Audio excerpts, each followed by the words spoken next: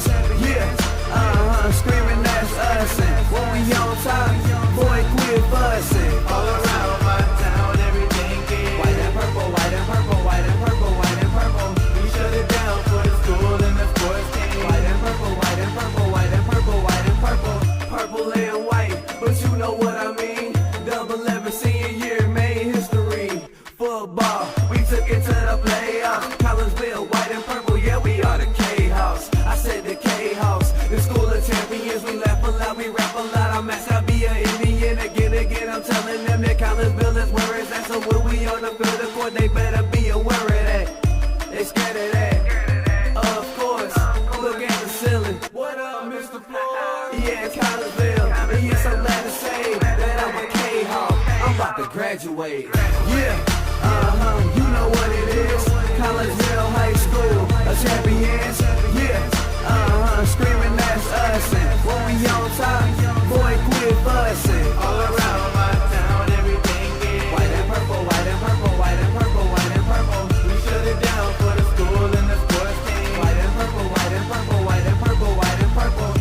White and purple, yeah, I know you see it. You see the chaos and you tell yourself you wanna be it. I go to CHS, so I am a champ.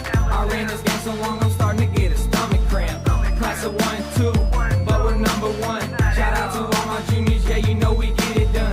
White and purple, you already know. It's little easy peasy and that boy lay low. Yeah, you know what it is. Collinsville High School, a champions, yeah.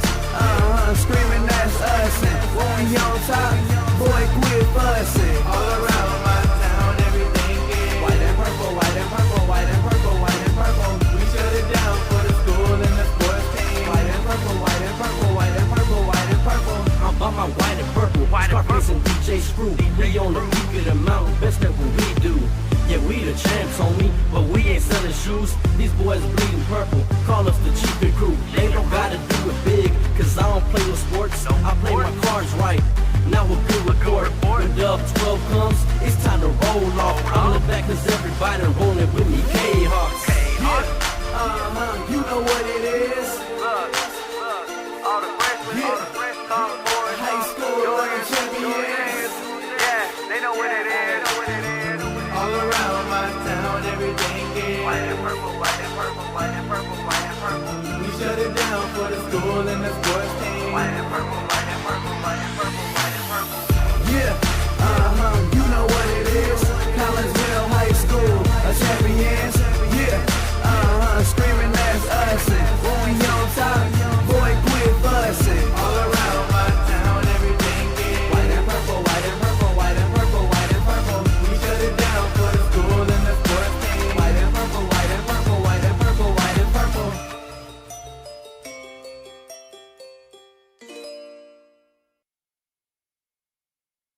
And a very good afternoon to everyone, and welcome to Des Plaines, Illinois, right outside of Chicago. We're right by O'Hare Airport here in the Chicago area, and we are here because, well, the Kahok football team is here. They're getting ready to take on the team that resides in Des Plaines, and that would be Maine West High School. It is a first-round playoff matchup between your 28th-seeded Collinsville Kahawks and the number 5-seeded Maine West Warriors. Again, my name is Todd Duke. Welcome in to the broadcast and welcome in to the pregame show brought to you today by LC's Pub in Caseyville. Great food, great drinks, and great service is served up daily at LC's Pub in Caseyville. 605 North Main Street in Caseyville. You can give them a call for carry-out orders at LC's Pub, 618-855-9007. Well, the Kahawks come into this contest with a 5-4 record under their third-year head coach Coach Rhodes, who now sports an overall record of 22-8 in his 3 seasons. The Maine West Warriors, they finished a perfect 9-0 this year, and they are coached by George Klupchak. He is in his 4th year and has a record of 17-15. Of course, that 9-0 mark means that they are the Central Suburban North champs with a conference mark of 5-0 on the year. On the other microphone and manning the camera for us this afternoon is Chris Kettler. How are you, sir? All right. Hello, everybody back in Collinsville tuning in this night or wherever you are. We're ready for this game, aren't we, Todd? Yeah, we are. Well, I know how you're doing because I've been with you for the last almost 36 hours or so. Yeah, the Cahoks, I think we're ready. We're turned the book on that Triad game last week. A little disappointing last-second field goal, but I think falling to 5-4, we got as positive as a draw in these playoffs as we can get. And we got a little luck here by Mount Carmel losing, and Hersey moved up his spot. So, we're still drawing a 9-0 team. They're doing a lot of stuff right, but I think this is a game that the Chaos can get some positives here and look for a win here today. Well, we just woke up this morning after doing the soccer game last night. Hit the road about 10 o'clock, got into town about noon, got something to eat, got here to the stadium a little bit before 1, and set everything up. And here we are, and we are ready to go. We'll hear again from Chris Kettler here a little bit later on. Let's get you started.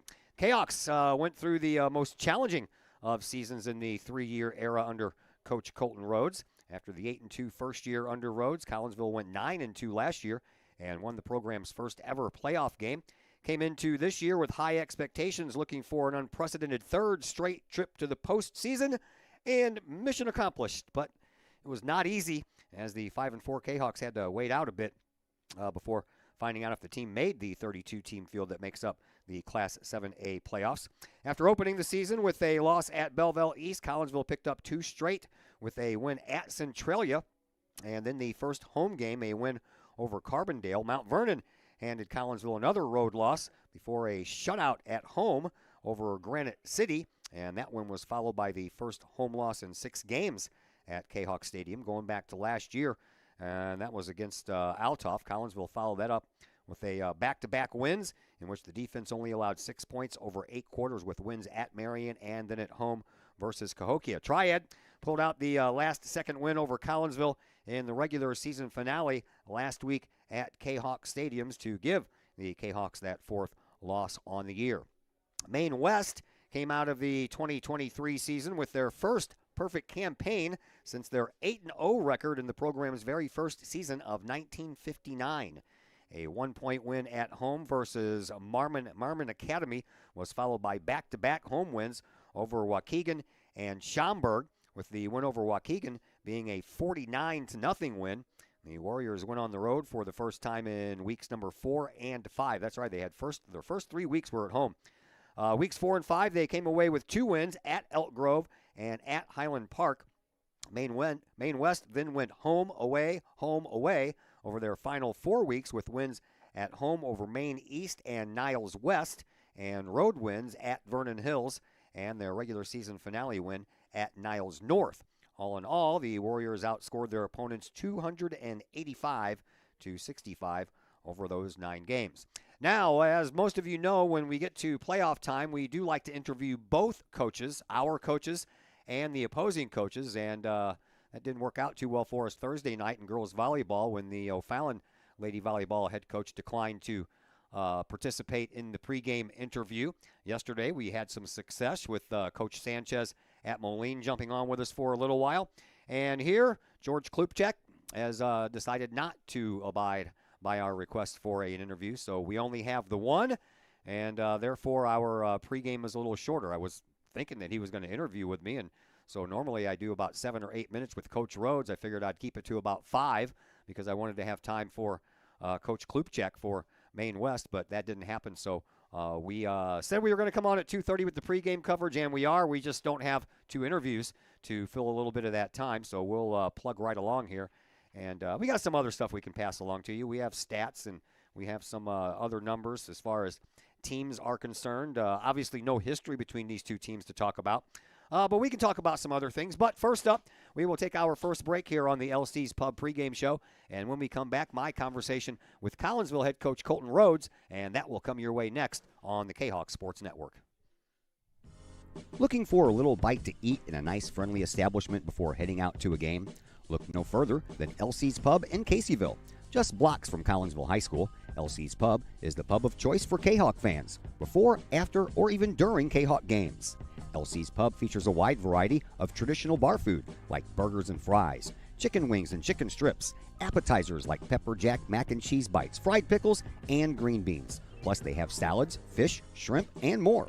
LC's Pub also features an outdoor patio, a gaming room, weekly poker tournaments, and a pool table, plus enough TVs for all the sports fans. And LC's Pub shows Kahok games live as well as Blues and Cardinals games. LC's Pub, 605 North Main Street in Caseyville, right across the intersection from All Pro Tees. Call for carryout orders at 618-855-9007 and on Facebook at LC's Pub.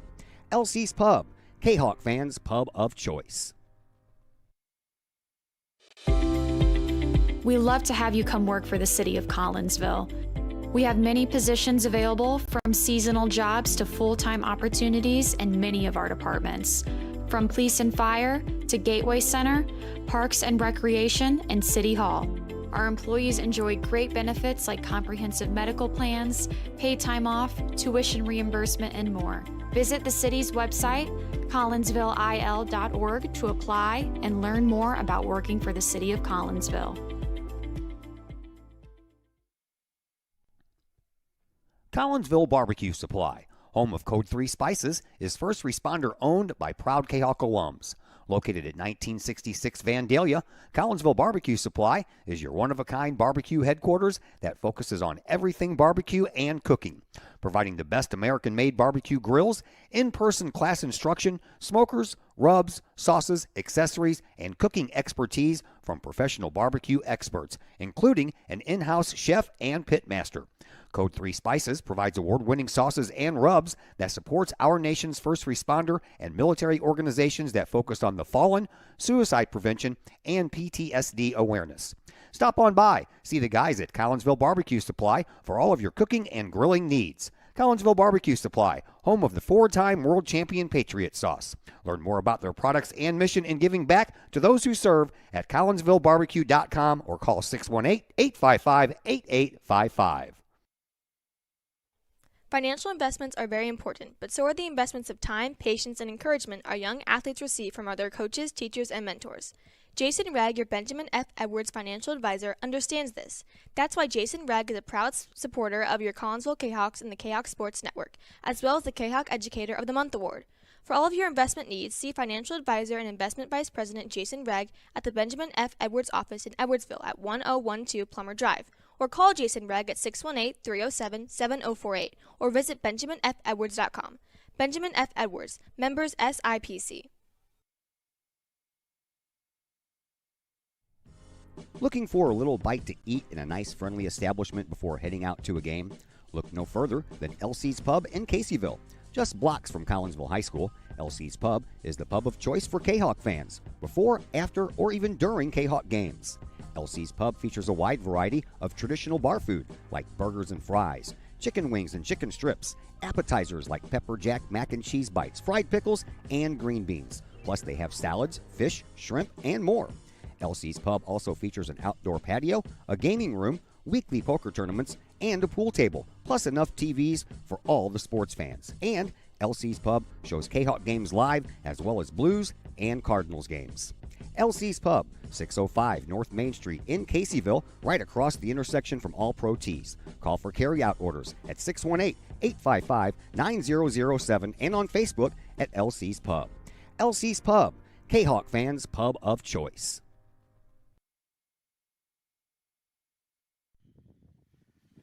And we welcome you back into the LC's Pub pregame show here on the Kahok Sports Network at Maine West High School in Des Plaines, Illinois, right outside of O'Hare Airport.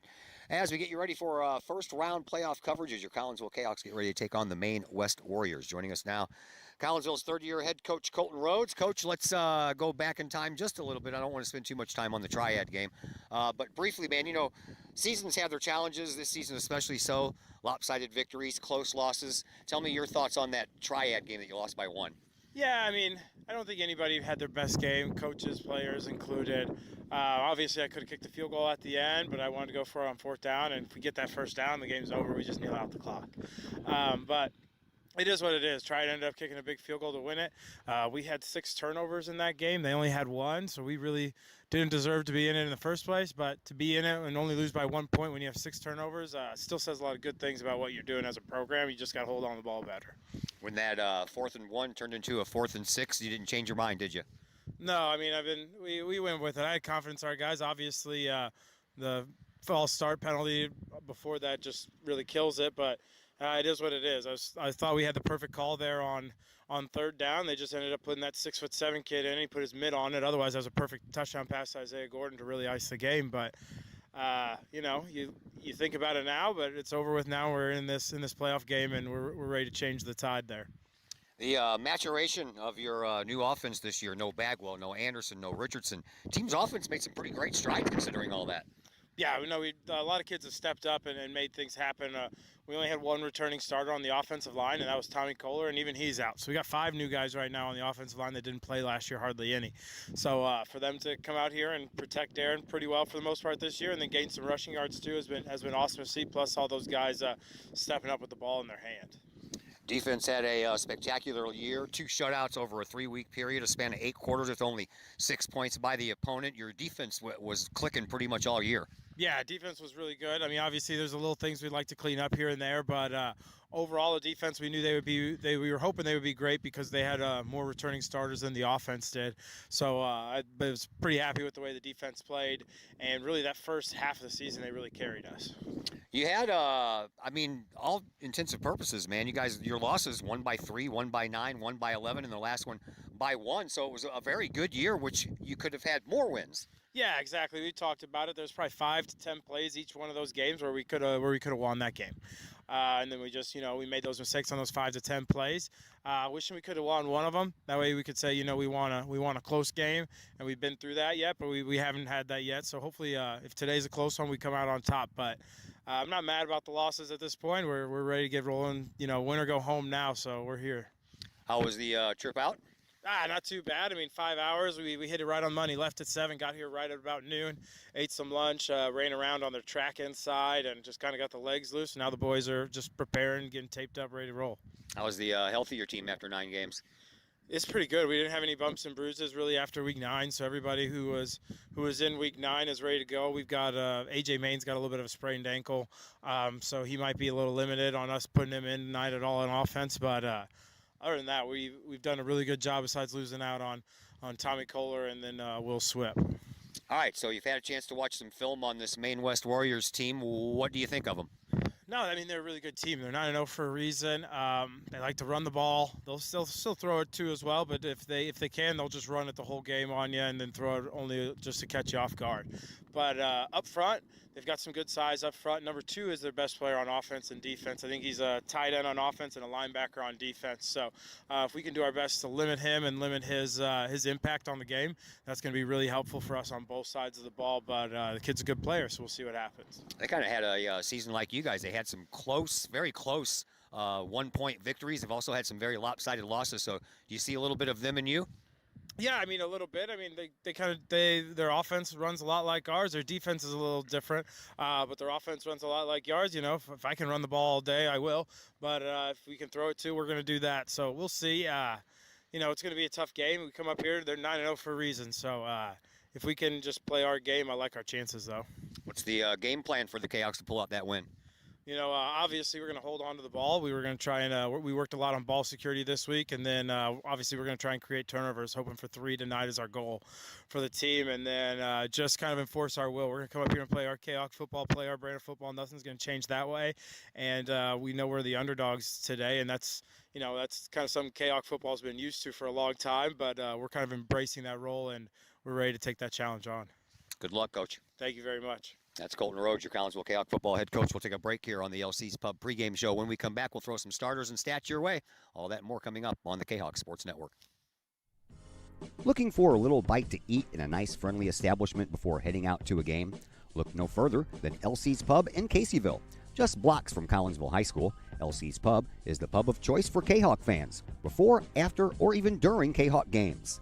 LC's Pub features a wide variety of traditional bar food like burgers and fries, chicken wings and chicken strips, appetizers like pepper jack mac and cheese bites, fried pickles, and green beans. Plus they have salads, fish, shrimp, and more. LC's Pub also features an outdoor patio, a gaming room, weekly poker tournaments, and a pool table, plus enough TVs for all the sports fans. And LC's Pub shows Kahok games live as well as Blues and Cardinals games. LC's Pub, 605 North Main Street in Caseyville, right across the intersection from All Pro Tees. Call for carry-out orders at 618-855-9007 and on Facebook at LC's Pub. LC's Pub, Kahok fans' pub of choice. All Pro Tees in Caseyville is your place for custom apparel and has been for over 20 years now. Why? All Pro Tees can handle any size project, big or small, and they specialize in large group orders. At All Pro Tees, quality is number one on their list of priorities, as is evident by their excellent service staff. Did we mention All Pro Tees has over 20 years of experience? They can even help with fundraisers and event merchandising for your group. And of course, All Pro Tees is your destination for everything Collinsville Kahawks. So for all of your apparel needs, for civic groups, sports teams, business outings, or even a family reunion, your apparel needs stop at All Pro Tees. All Pro Tees in Caseyville at 2240 South Morrison Avenue. Online at allprotees.com. Right across the street from Kahok Stadium. All Pro Tees, 618-344-2200. No one likes a dirty house. It's work that almost no one wants to do. Why not get someone to do that work for you? Kara Gray with Rags to Riches Cleaning Service would love to take that task off your to-do list.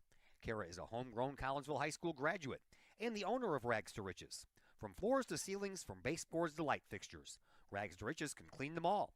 No job is too big or too small.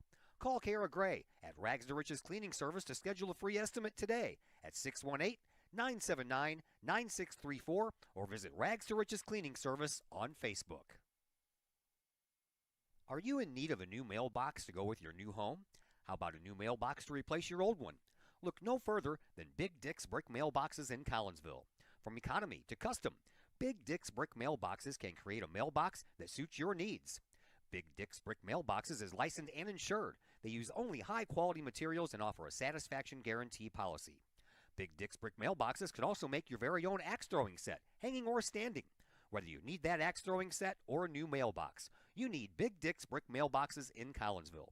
For more information, get a hold of Big Dick's Brick Mailboxes at 618-680-0208 or online at needanewmailbox.com. Looking for a little bite to eat in a nice, friendly establishment before heading out to a game? Look no further than LC's Pub in Caseyville. Just blocks from Collinsville High School, LC's Pub is the pub of choice for Kahawk fans, before, after, or even during Kahawk games. LC's Pub features a wide variety of traditional bar food like burgers and fries, chicken wings and chicken strips, appetizers like pepper jack mac and cheese bites, fried pickles, and green beans. Plus they have salads, fish, shrimp, and more. LC's Pub also features an outdoor patio, a gaming room, weekly poker tournaments, and a pool table, plus enough TVs for all the sports fans. And LC's Pub shows Kahawk games live as well as Blues and Cardinals games. LC's Pub, 605 North Main Street in Caseyville, right across the intersection from All Pro Tees. Call for carry-out orders at 618-855-9007 and on Facebook at LC's Pub. LC's Pub, Kahawk fans' pub of choice. And once again, we welcome you back to Warrior Stadium here at Maine West High School. Todd Duke, Chris Kettler along with you. And we are getting you ready for this contest between Collinsville and Maine West. Chris Kettler on the other microphone. You got to listen to the coach's comments. Your thoughts? Yeah, they're just ready to put last week behind them and turn the page here, get ready for these playoffs. I think they've broke down Maine West here pretty good on the in the tape and checking out the other team, and I think got this team ready to go here. I think the first thing you worry about is, the long trip. I think they arrived early enough, get everybody's legs out on them here, and got out here on this field and walked around, and I think the team's ready to go. Now the next thing you worry about here is this field here, this grass field. Not sure this is exactly the best shape. I don't think the Kahawks will be used to this, but we'll see how the game goes here. Well, we've already had a couple of changes. Well, one change that we know of for sure, and it deals with Maine West. We were handed a piece of paper with a note on it right when we were getting ready to start the interview there with Coach Rhodes, and it appears that their starting quarterback, Thomas Delaney, is out with a shoulder injury, so Ben Cooper is going to get the started quarterback. We have no stats on him because he has not thrown a pass so far this year for Maine West. So a little bit of a wrinkle in the program for Maine West anyway. Yeah, that might lead them to just want to run the ball more, keep control of the clock. Kahok struggled against that when they went down to Mount Vernon. Mount Vernon played with that lead, and the Cahoks were never able to tie it, and we're chasing Mount Vernon that whole time. Collinsville won the coin toss. They have decided to defer, so Maine West will get the ball first when we get underway here in just a second, as Matt Reynolds is ready to go out there and kickstart this contest. And for Collinsville, on the defensive side of things, you'll find Amari Berry, Cordell Kaufman, and Devin Habermill up front on the line. Your linebackers are Zane Norton, Roland Arms, Michael Tange. The joker is Darius Williams. The rover is Chase Reynolds. And your backfield consists of Jalik Nelson and Isaiah Gordon at cornerback and Darren Pinnell at free safety.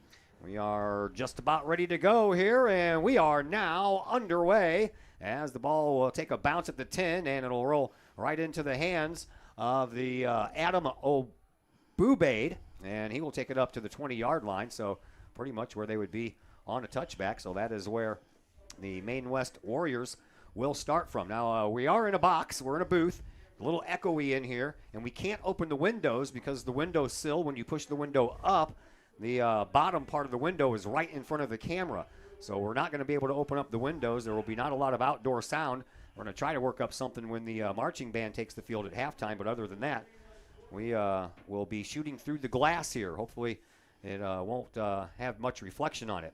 All right, here is Ben Cooper. He'll take the snap, and he'll hand the ball off. And coming around this right side is Onell Miller-Smith. He had 76 carries on the year for 392 yards, 4 touchdowns, and he averages about 5.2 yards per carry. And he will pick up 10 on the first carry of the game, and that'll stretch the chains up to the 31-yard line. So he got about a 10.5-yard gain on that first carry, and already Maine West has themselves a first down. Yeah, he went about 8 yards before he even got touched. There was nobody on that Kahok defense's left side.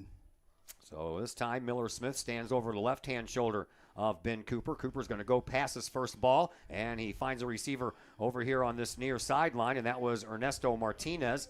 Martinez caught the ball, picked up about 6 yards, going to bring up a second down and 4 to go here for the Warriors. A little soft coverage on the left side, too. Just catches the ball 5 yards up the field. Gordon didn't get much of a touch on him there, and Tonge had to finish off the tackle. David Diaz lines up as a wide receiver on the far side. He is joined over there by Abubaid.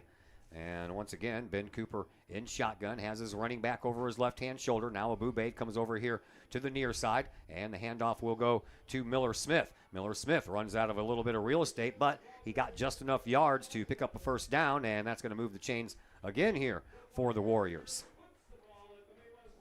Initial blocks are good by Maine West, enough to just get a couple yards they need. Chase Reynolds closed out the block there and got the tackle, but all Maine West need was a couple for first down. Maine West's colors are a little bit of the light blue and the yellow, but they are wearing the all-black uniforms today out here for this playoff game. Collinsville has the half and half, top half white, bottom half purple. Here is Cooper in shotgun, has a man in motion, and he's going to hand it off, and does so to Abubaid, and Abubaid will get back to the line of scrimmage and maybe lost a yard. Now a fumble, and Collinsville says they have it, and the referees say yes, they do. So the Kahawks get a turnover here on the first series by Maine West, and Collinsville's offense will now go to work. Maine West been chipping away on that left side of the Kahok defense, running to their right over and over. Now they mix it up, try to go the other way, and then back loses the ball, and now a turnover right away. The Cahoks really struggled with turnovers last week against Triad. See if they can't win the turnover battle here today. That's a nice start. Darren Pinnell leads his crew out there. Pinnell on the year, 128 for 214, 1,827 yards, 18 touchdowns, and 8 interceptions. He stands in shotgun. He has Ryan McIntyre over his left shoulder, and McIntyre will get the ball first, and a little bit of a reverse going to KJ Thorpe's-Watt. He barrels over one would-be tackler, and then he gets wrapped up and thrown down to the ground by David Diaz, but not before KJ puts about 4 yards up there. That was a nice little nifty trick play right off the bat there by Collinsville. Kind of a trick play, but you don't exactly get a whole heck of a lot of yardage off of that play. You might have liked to have kept that in their back pocket, or at least gotten more of a gain. Seemed a little slow off the gun here on this grass field. Rogers Parrott and KJ Thorpe's Watt line up over on the far side as receivers. You have Isaiah Gordon over here on this side. Here's a snap. This time McIntyre's going to keep it, and he cuts it up to the left-hand side after initially starting out to the right-hand side. Got a couple more yards out of it, so it's going to bring up a 3rd down and about 5 to go now for Collinsville. Got around the initial defender to his right and then cut it back to his left, and as he tried to continue back to his left, slipped down a bit, and only a small gain. The Canucks here have 3rd and 5. McIntyre on the year, 81 carries, 386 yards, 8 touchdowns, 4.8 yards per carry. And the snap and a little slip there by McIntyre, and he gets up to the 35-yard line. Collinsville is going to be looking at a 4th down and about 3 to go for a 1st down here. Yeah, that's the second time he slipped down. Natural grass field, and the grass is a little high. Wasn't too wet when I was out there talking to Colton Rhodes, but there are some divots out there in certain places, so maybe he just stepped in the wrong spot. Yeah, I think just all 3 plays the Canucks have ran, they just have struggled finding their footing and getting upfield here, but they're going to go for it here, 4th and 3. 4th down and 3. 2 wide receivers near, 1 far. Pinnell's going to go underneath center now for this play. And there's a jump, and you made him jump, and that's going to be a 1st down. I think that was the game plan all along there, sir. So a offside penalty against the Warriors will give Collinsville that 1st down they needed, and they'll have a fresh set of downs, and they need 30 yards to get on the scoreboard first. 8:03 left to play here in this 1st quarter. No score after the Warriors' first possession. They fumbled the ball back to Collinsville. Canucks trying to capitalize on that fumble. They bring 3 wide receivers over here to this left-hand side. KJ Thorpe's Watt, the only one over on the far side. Ryan McIntyre stands over the shoulder of Pinnell. Pinnell's going to take it, and he's going to launch it downfield, trying to find KJ, and it's in for a touchdown. Oh, boy. Kahawks take advantage of a turnover, and KJ Thorpe's Watt hauls in a 30-yard touchdown pass. Taking most advantage of the mistakes there by Maine West, the turnover and the penalty, and Pinnell could have tucked that and ran for days, I think, but KJ stayed with it, made the catch, survived the ground as he fell down. Now Shantz will try the extra point. Nick Shantz on to try the extra point. He's only missed 2 of them all year, so he's been pretty spot on. As Pinnell is ready to take the snap, he'll put the ball down on the hold, and the kick is up, and the kick is good. And that's the way now we get things started here. Collinsville taking advantage of a Maine West turnover on the Warriors' first possession, and the Kahawks turn that into 7 points. Maine West will get another crack at it after we come back from a timeout here on the Kahawk Sports Network. The Collinsville Area Community Foundation is our community's charitable foundation. We connect people, support programs, and guide resources to help our community thrive. Our board is made up of local leaders that donate their time and expertise to identify opportunities for long-term community impact in and around Collinsville. Find out more about scholarships, grants, and ways to give back to the city we love by visiting CollinsvilleFoundation.com. Matt Reynolds set to kick the ball off here after Collinsville goes up 7-0 on a catch and go to KJ Thorpe's Watt from Darren Pinnell. And Abube is back deep along with David Diaz for the Warriors. And Collinsville, nice to see them capitalize on a turnover and put up that 7-point lead. Yeah, it didn't really seem like that possession was going to go anywhere. They were struggling with their runs up the field. Had to get a 4th down penalty to keep the drive alive and scores on the next play. Bube takes it again from the 5-yard line on a bounce. He cuts it up to the 20-yard line, and once again, he'll go down right about there. So for the second possession in a row, the Maine West Warriors will start from their own 20-yard line. Just trying to run it up the middle, hope some kind of seam opens up. Canucks block it up good. Norton with the tackle. So after that free 1st down was given to Collinsville, they turned the first play into points. And Maine West is going to try to answer that if they can. Here is Ben Cooper, has a man in motion. 3 wide receivers now on the near side. He's going to throw. He does so, and he has a receiver over there on the far side, finally brought down by Roland Arms. And the pass was complete out there to Ernesto Martinez. That's the second ball that he's caught today. He came in with 8 catches, 149 yards, and a couple of touchdowns. I'm not sure if these stats are complete or not for Maine West on the old Max Preps page. Seems kind of light to me. Darius Williams stepping up, nearly got a touch on that ball, and he could have had a pick just like he started off the Triad game with last week. So it's second down and about 3 to go for a first down. And a high snap is handed off, and in the backfield, and going down, the initial touch was Amari Berry, and Berry kind of put the wraps on O'Neill Miller-Smith, and that's going to be a loss on the play, which will bring up a 3rd down and 5. That's exactly what happened. Berry busted through there.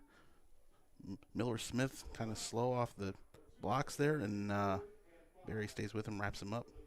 X-Prep's only had Maine West as having 1,222 total yards of offense on the whole year, and that's a lot less than Collinsville's 3,276, about 2,000 less, so I'm really not sure if the stats are complete on Max Preps. At any rate, here is Ben Cooper in shotgun once again. He's going back to pass again, and he's looking. Now he's going to throw it on the run, and he's got a man out in midfield and almost connected with his wide receiver, and then it was almost tipped, and Collinsville almost had a chance for an interception there as Adam Abubaid couldn't hold on to that ball. Jalik Nelson knocked the ball away.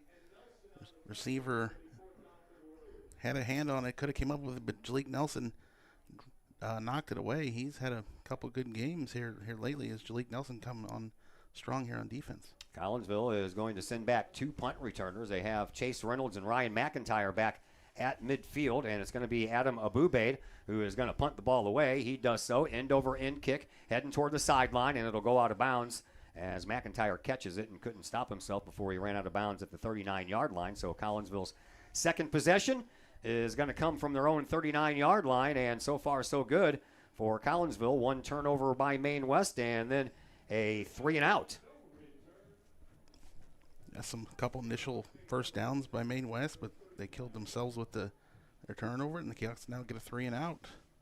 See if we get this offense can answer right back here and get another score. 5:58 left to play here in this opening quarter. 7-0 in favor of Collinsville. Kahawks with the ball once again. They'll send a triple slew of wide receivers over to the right side.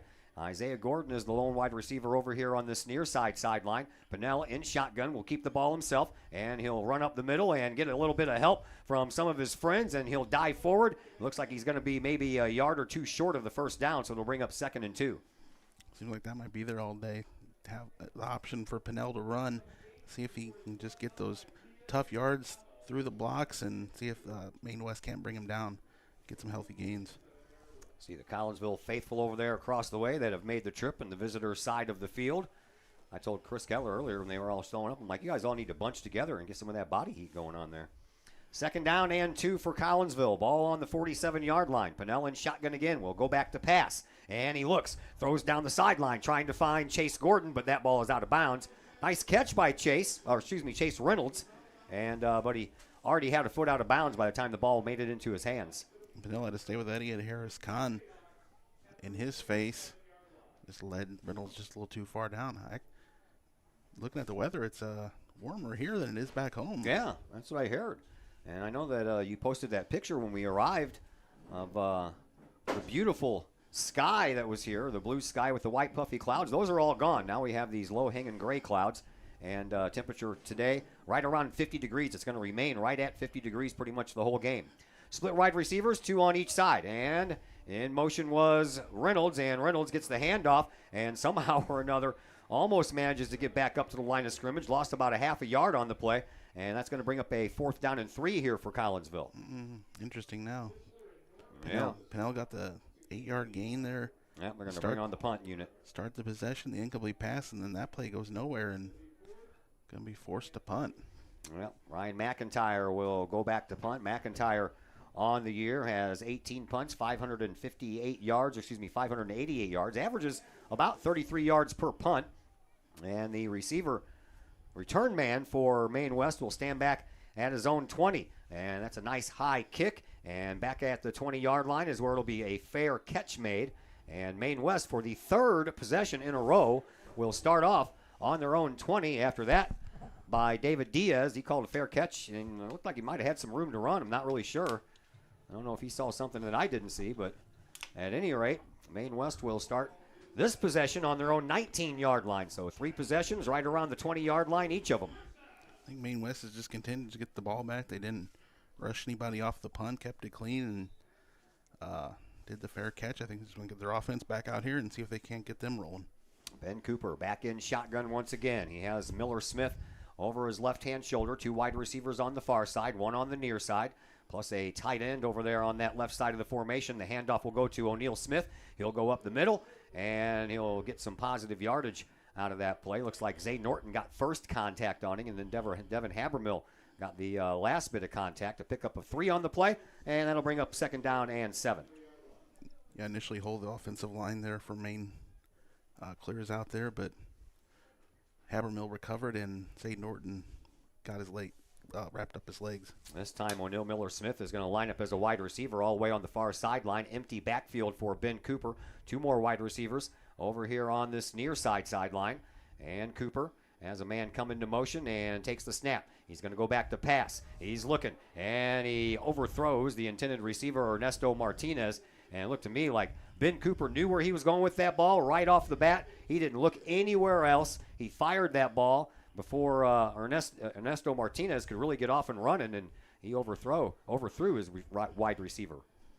Yeah, credit Gordon there on the defense, slowing up Ernesto Martinez just enough. If Martinez gets past him, he's probably right there to get that pass and on down the field for the touchdown probably. So 3rd down and about 7 to go here for the Warriors, as they will now bring O'Neal Miller Smith back into the running back position. He stands to the left of Ben Cooper. 2 wide receivers on the far side, 1 over here on the near side. Here's the snap. Looking over here on this near side. Again, down goes the quarterback.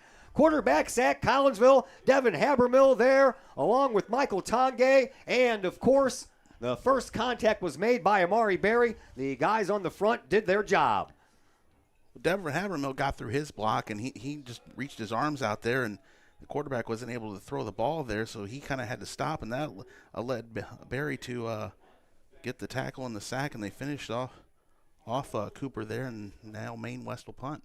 Adam Abubade will stand back near his goal line to let this punt off, as Ryan McIntyre and Chase Reynolds back at midfield. Here's McIntyre again. This time he makes the catch in front of the Maine West bench, and he'll run out of bounds at about the 46-yard line of the Warriors. So Collinsville will start this possession off in enemy territory with 2:58 left to play here in this first quarter. Last possession looked good on the first play, but then it stalled out right away. Cahoks didn't hesitate to punt, didn't take any chances, and it works out as they get Maine West to go 3 and out, and they'll start in plus territory on this 3rd possession of the game.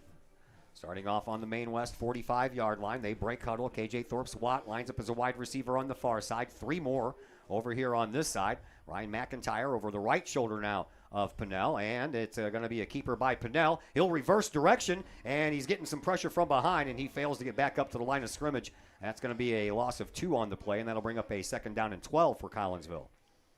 Nowhere to go on the right side he was going to go. He wanted to go up the middle.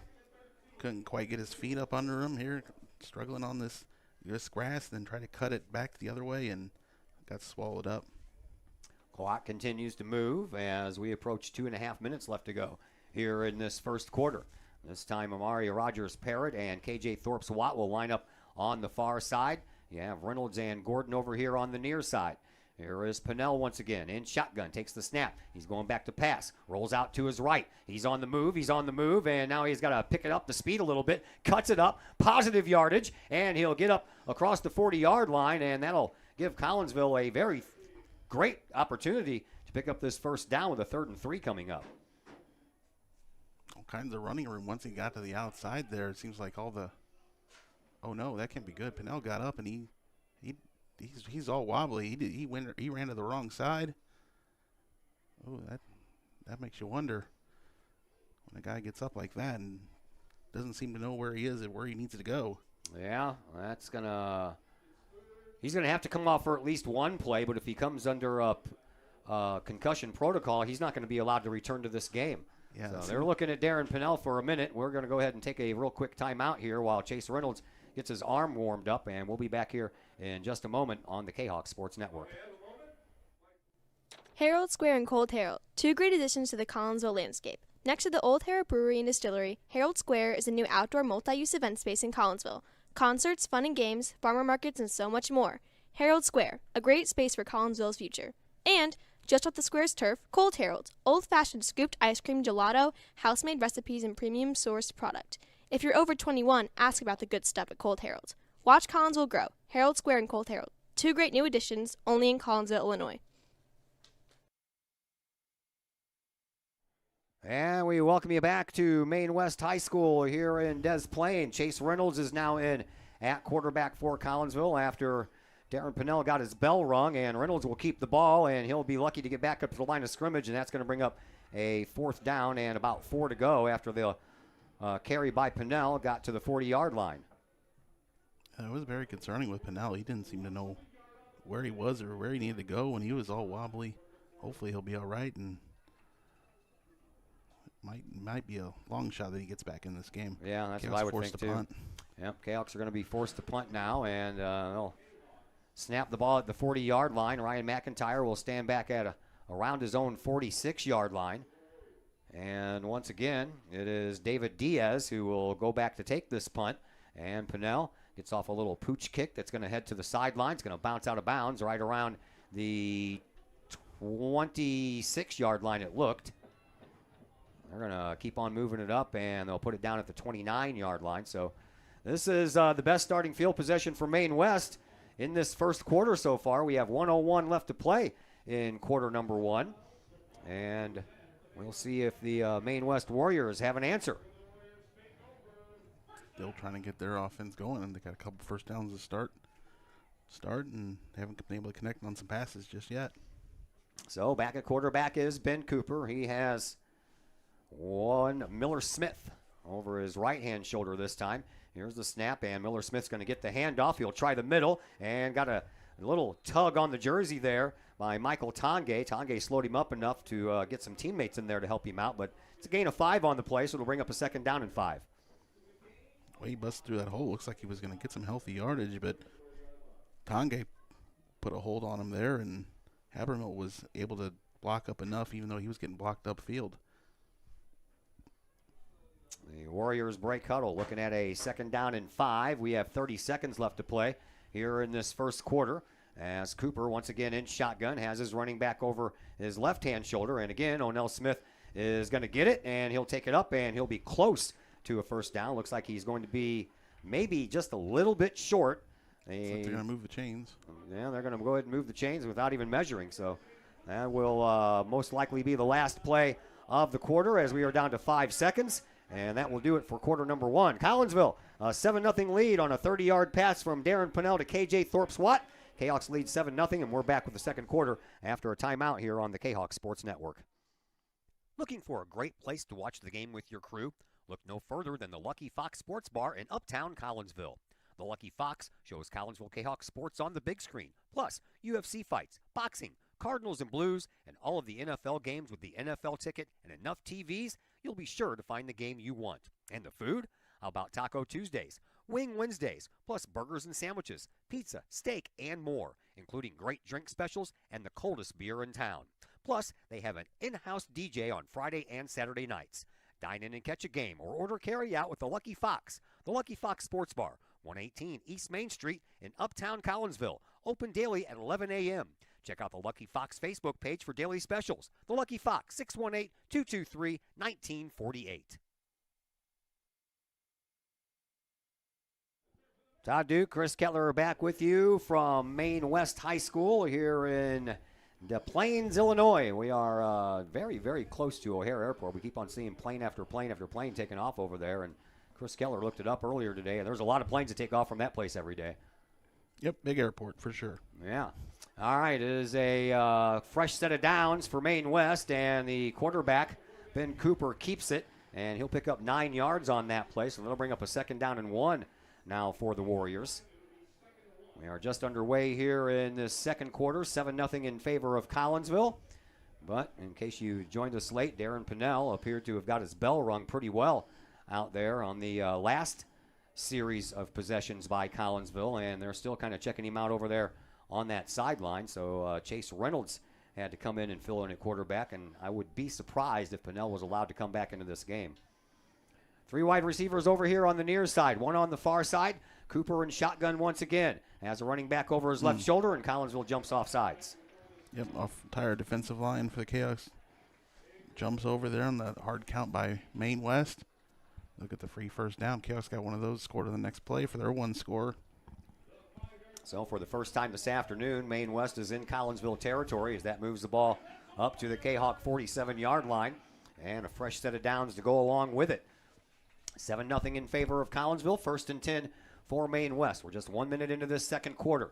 I'll send 2 wide receivers over here on the near side along with a tight end over here on this left side of the formation. 1 lone running back once again. That's Diaz. Here's the snap. And Diaz is going to provide a little blocking action here for Cooper. And Cooper, he got positive yards at the last moment. Reaching out there was Darius Williams. He got a hold enough of the quarterback to bring him down, but it is a gain of about 4 on the play. It's going to bring up a 2nd down and 6. Well, they're going to move that ball all the way up. That's a lot more than I was watching the sticks over on the other side get placed down, and the guy holding the down marker has planted it first and then moved up a little bit. So instead of a 2nd down and 6, we're looking at a 2nd down and 2 here for the Warriors. Cooper in shotgun once again. Has a man in motion. 2 wide receivers on the far, and a steady diet of running going on here by Maine West, but this time he doesn't get very far. Matter of fact, a loss of yard on the play as Devin Habermill does a nice job of bringing down Frankie Norman. I believe that was number 20 who's carrying the ball now. Yeah, they try him just up the middle here, see if he can't get some of the tough yards. Habermill does a good job blocking it up, rolling arms, also coming in behind. That was indeed Frankie Norman. So he goes to the sideline, and Onell Miller-Smith comes back in at running back. He stands over the right-hand shoulder of Ben Cooper. 1 wide receiver over here on this near side. Double tight end set for the Warriors, and it's going to be a keeper by Cooper, and Cooper will get stood up right at the yard marker where he needed to go to get a 1st down. I believe that forward progress may get him there, but I don't know. The referee on the sideline on the far side is standing before the 1st down marker, so it looks like it's going to be 4th down and 1. Yeah, it looks really going to depend on where they spot the ball here, and yeah, it looks like they're going to need at least another whole yard. I think I would expect the Warriors to go for this one. Oh, yeah, I would too, and I would expect a quarterback keeper again by Ben Cooper. He's a tall kid, Ben Cooper is. We don't have any height weights on the roster here for the Warriors, so but he looks like a pretty tall guy out there. 2 wide receivers come out of that huddle over on the far side. 1 more over here on the near side. That is Ernesto Martinez. And again, handoff. Oh, almost a fumble. And that might have cost him a 1st down. Now it is a fumble. And Collinsville says they have it. And the referees agree. And the Kahawks pick up their 2nd fumble recovery of this game. Either way, it's going to be the Kahawks ball, fumble or not. And yeah. It looks like Pennell has his helmet and is getting instructions. So I guess he's good to go to come back out. All right. I don't know if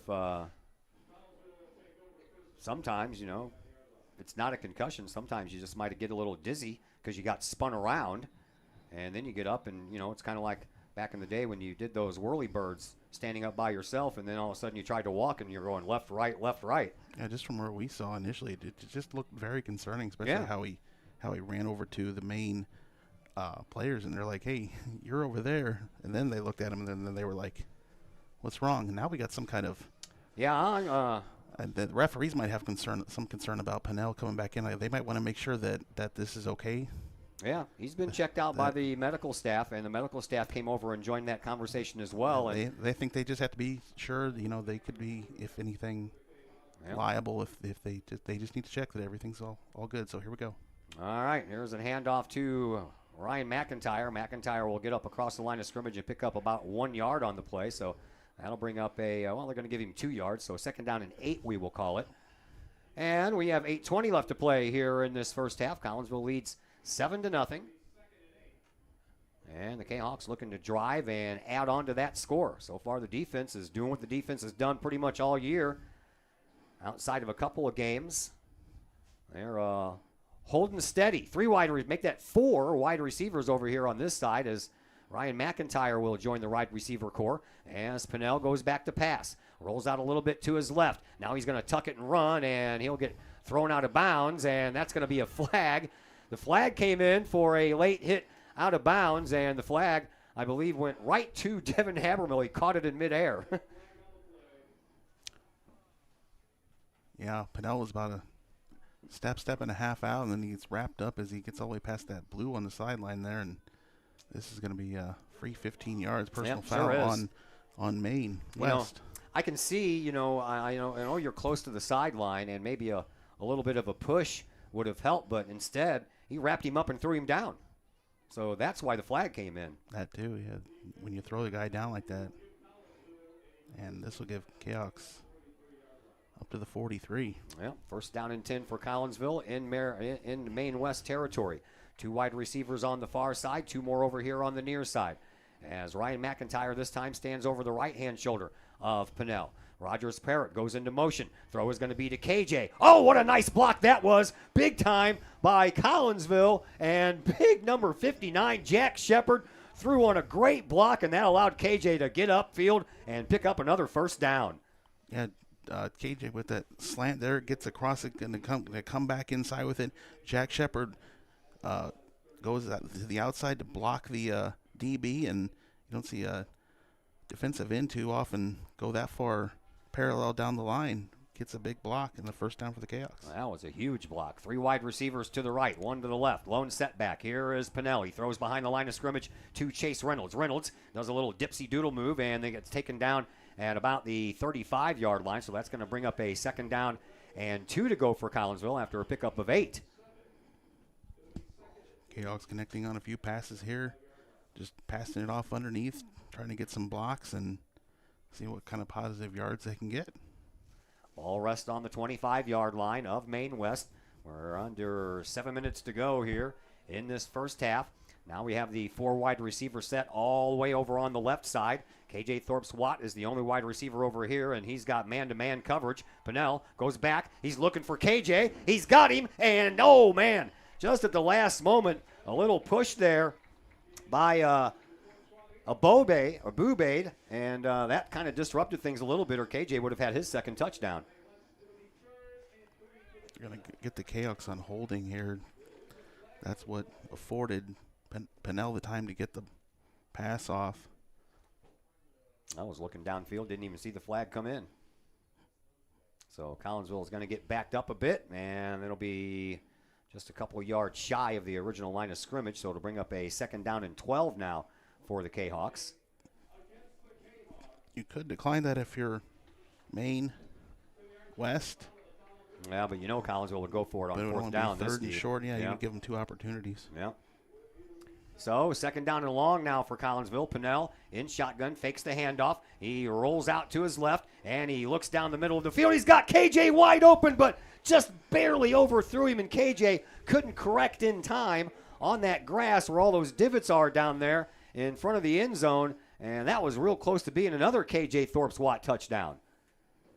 I think as he also swung back around, the back judge is right there, so he's afraid to run into him, but the ball was a little behind both of them and nearly a big touchdown. Yeah, KJ was wide open in the middle of the field, and normally Darren Pinnell throws those darts of passes that are like straight line drives. This one had a loft underneath it and kind of just overthrew KJ just barely.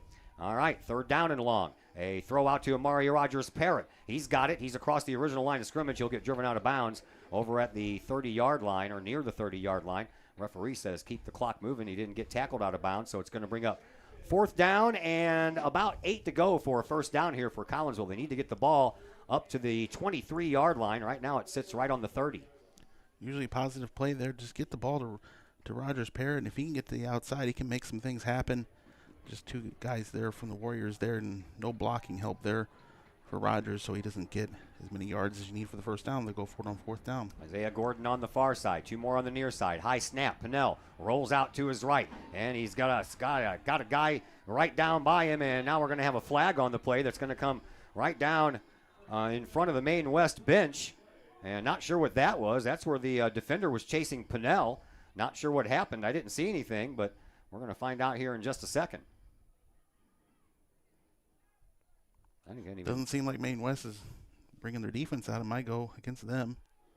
That's going to go against Collinsville. Oh, across the line of scrimmage, legal forward pass. Well, that's what it was. So that'll be a turnover. Loss on of downs, anyway. yeah. So Maine West will get the ball back on the 30-yard line. As Pinnell was across the line of scrimmage when he let that ball go. I thought he was going to tuck it and keep on running. He had some room. All of a sudden, Habermill was there. Yeah. Didn't catch it anyway. Yeah, he was. Pinnell was being chased from behind, but it looked like he was starting to gain some separation on his pursuer. And it looks to me like Darren probably could have kept on going. Not sure if he would have got the first down or not, but it would have been pretty close.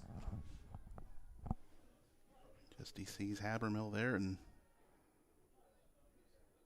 referees are talking about something. Yeah, I'm not sure what. But it looks like we're going to continue on here with Maine West now having possession at the 30. So a new set of downs, and now the referee says something on the it's the wristband on the left arm of Ben Cooper. I'm guessing they're telling him that he can't have that because they're going to make him take it off or cover it up or something. Well, so they're going to wrap it up or something with him. Yeah, and he's going to have to stay on the sideline. They're going to bring in Thomas Delaney, and Delaney looks like he's maybe going to play quarterback. Now they're going to call a timeout. That's the one that's supposed to be the starter that they're saying is injured. Yeah. So Maine West is going to go ahead and call a timeout to kind of figure things out themselves. So we will go ahead and call a timeout as well, and we'll be back after this timeout on the Kahok Sports Network. First National Bank of Waterloo, with over 100 years serving the Metro East. Visit First National Bank of Waterloo at their Maryville or Collinsville locations for all of your banking, mortgage, and lending needs. Why? Super low closing costs, low construction loan rates, and they do so much to support our local communities. When you need a loan, call the Collinsville team at First National Bank of Waterloo at 618-345-1121 or visit their Maryville or Collinsville locations or online at fnbwaterloo.bank. First National Bank of Waterloo, member FDIC, and equal housing lender. Back here at Maine West High School in Des Plaines, Illinois. 5:40 left to play here in this first half. Collinsville leads 7-0. And it looks like Tom Delaney is going to come back out and take this snap with the bum shoulder and everything. And I think the referees I guess they made Ben Cooper stay out for one play. Handoff goes up the middle. And a positive gain of about 8 yards, maybe 6 yards, brings up a 2nd down and 4. Is there blood on him or something? He's getting worked on right here at the 25-yard line. I saw him wrapping him up before he came back in for the play, so maybe that might be it. They wrapped up some white tape over his up above his elbow, so maybe some bleeding or something. So Delaney, who has the bum shoulder, comes in, and 2 straight handoffs is what happens to him. And now Cooper's going to come back onto the field. And now it looks like he's ready to go, as they obviously did not want Tommy Delaney to throw the ball if he's got a hurt shoulder. And again, a yard on the play after another run. And that'll bring up a 3rd down and 2. Ball on the 38-yard line. 4:45 left to play here in this first half. Collinsville leading 7-0 on a KJ Thorpe-Swat 30-yard touchdown pass. And that came about 7:40 left to play in the first quarter. And we have been there ever since. 2 wide receivers near, one on the far. One on the near, heads over to the far side, and it's going to be a keeper by Cooper, and he'll get enough for the first down before he is finally brought down by Darius Williams, but he already picked up the yardage he needed by the time that happened. This heavy dosage of running here so far by Maine West. Moving it with some positive here up here on this field. First down. Collinsville won the coin toss. They deferred, so Maine West got the ball first, fumbled, and Collinsville turned it into 7 points. And the Kahawks will get their hands on the ball first when we begin the third quarter. 3 wide receiver set over here on the left side, 2 more on the right side, empty backfield. Cooper stands in shotgun, takes the snap, going back to pass. He throws it, and immediately the ball is caught by Adam Abubaid, and he'll pick up some positive yardage. It'll bring up a 2nd down and about 7 to go for a first down here for Maine West as they approach the 50-yard line. 5 yards behind any Kahok defenders, but Abubaid caught it on the ground, so we were down right away in high school. No chance for any yardage after the catch. Nope, you cannot get back up and run even if you haven't been touched. Again, empty backfield here for Maine West. Cooper in shotgun. Sends the man into motion. And Ernesto, and that one is going to throw that one right to the ground. Ernesto Martinez was over here all by himself. And that ball went right into the dirt. And that'll bring up a 3rd down and 7 now for the Warriors. Yeah, Cooper just short-armed that one. That would have been another one that the receiver would have been down right away if he would have caught it. They would have got a few yards out of the play. 3:17, the clock says. Stopped after that incomplete pass. And now the Warriors break huddle. Yeah, got to get a stop here. 2 wide receivers on the far side. 2 over here on the near side. David Diaz and Ernesto Martinez. And now they're going to send Abubaid in motion. 1 lone running back, but he's going to be out of the pocket already. Cooper on the run. Throws, and he's got a man open. And I believe that was Diaz over there that caught the ball. Nope. Kind of hard to see the numbers on the front of these jerseys. Ramirez. Okay. Kyle Ramirez, 19, makes that catch. Into Kahok territory it goes. Clock continues to move as we approach 3 minutes left to play here in this first half, and the Maine West Warriors are trying to get an answer before they go into the locker rooms at halftime. 1 lone running back once again. 2 wide receivers over here on the near side, 1 on the far side. Fresh set of downs. First down. Handoff goes up the middle, and Michael Tange doing a nice job of wrapping up Frankie Norman as Norman got back to the line of scrimmage, and that's it. And rolling arms backing it up there, yeah. No gain. Clock keeps running here. Maine has 2 of their timeouts. O'Nell Miller-Smith checks back into the game as running back, and they'll send Abubaid as a wide receiver over on the far side. You have Ernesto Martinez and David Diaz over here on this side. And once again, Ben Cooper is in shotgun. He hands the ball off to Miller-Smith, and Miller-Smith's got himself some room, and he'll pick up about 5 yards on the play at least. They're going to probably give him a little bit more. One of the referees over here standing on the 30-yard line. The Whitehead threw that flag. It was close to being a block in the back. Didn't know if they had it. Then the flag comes in. This should be blocking the back on Maine West. All right. Sometimes I don't see those flags. Yeah. It's a holding call. And I know there's a couple of scattered leaves out there on the playing surface as well, and sometimes when it gets to be this time of year and you got yellow leaves and red leaves and brown leaves falling all over the place, I didn't even see that flag come in. So that'll back the Warriors up a bit, and 2 minutes and 12 seconds left on the clock. And they'll have to repeat second down, but it's going to be second and about 16 to go for a first down. They need to get all the way up to the 27-yard line for a first down, do the Warriors. You're just looking to push them back here. Clock is your friend. If you're the Kahawks, 2 minutes left. Split wide receivers, 2 on either side of this formation. Empty backfield once again. Double tight end set for the Warriors. They send a man into motion. Here is Cooper back to pass. He throws it down the middle, and he's got a man open. And that's complete to Ernesto Martinez, and that'll be good for another first down for the Warriors. Martinez splits 2 defenders there, and he could have stayed on his feet. He would have walked to the end zone for the last 20 yards. But see, that looks like a flag sitting down there too, but that's just a leaf. Yeah, there's these random leaves, like you said. And their own field kind of bites him there as he loses his footing. They put the football down right on that leaf. 2 wide receivers on either side of the formation. Yeah, 2 wide receivers on either side of this formation. Cooper again stands in the backfield by his lonesome, and they send Diaz into motion. Cooper keeps it and runs right into Zay Norton and then goes down, but he gained a couple of yards on the play. Good luck with that. That was like 2 Rams just coming at each other. They just collided. Cooper wasn't able to go anywhere after that, after running into Norton there.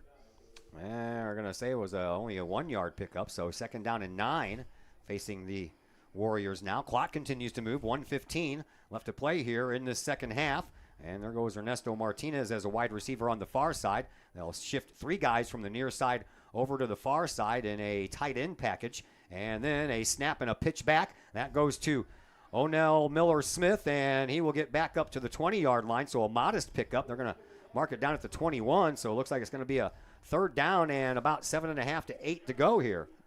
Not using any of their timeouts yet. We're at 50 seconds and still have both their timeouts. Hurry up offense here for the Warriors. And here is Cooper. He'll roll out. He'll throw on the run, and he has a man open, and that man will get taken out of bounds. And once again, that is Ernesto Martinez. Somebody needs to get on that kid. And they keep on hooking up. Ernesto Martinez and Ben Cooper. And they're moving the ball pretty well.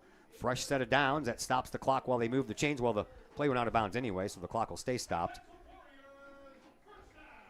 Oh, now they wind it. Yeah, they want to wind the clock, and the referee's out there. And his arm's about to fall off. He was winding it so much. I thought for sure that play went out of bounds. Yeah, I did too. And now Maine West will call timeout. He's like, what do you mean? What do you mean? I thought he was out of bounds. All right, timeout on the field, and Maine West has one timeout left. We'll take a quick break here, and we'll be right back on the Kahok Sports Network. Mike's Automotive in Collinsville is a T3 certified tire dealer and so much more.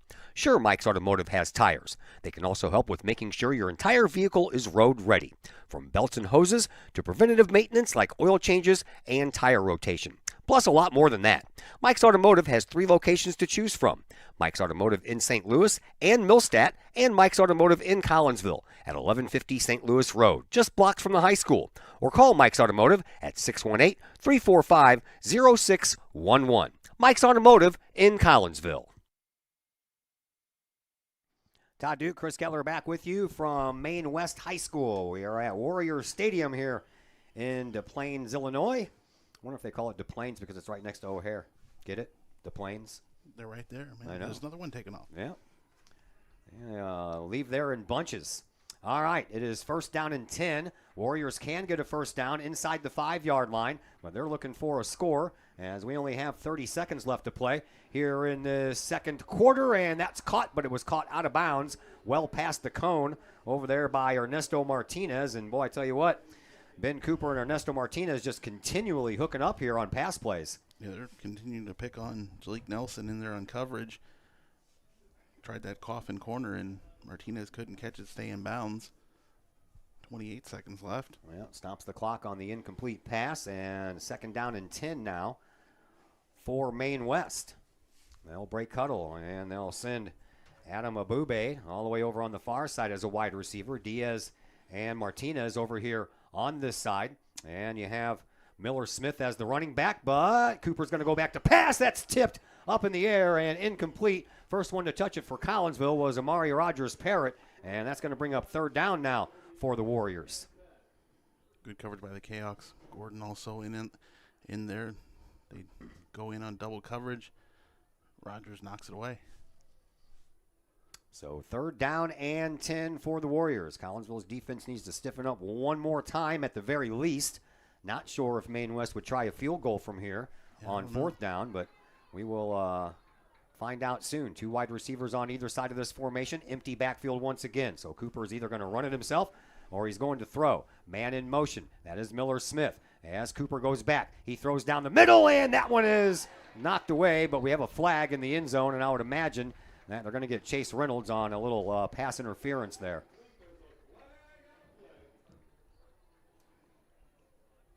Didn't see a lot of hands on each other, and they only kind of collided as the ball arrived. So there's exactly 20 seconds left, and this will be half the distance to the goal line. And it's not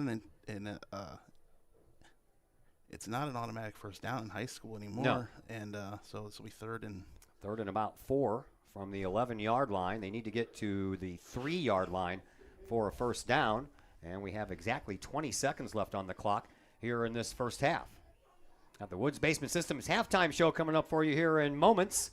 Right now, a third down and 3 to go here for Maine West as the ball rests on the 6-yard line.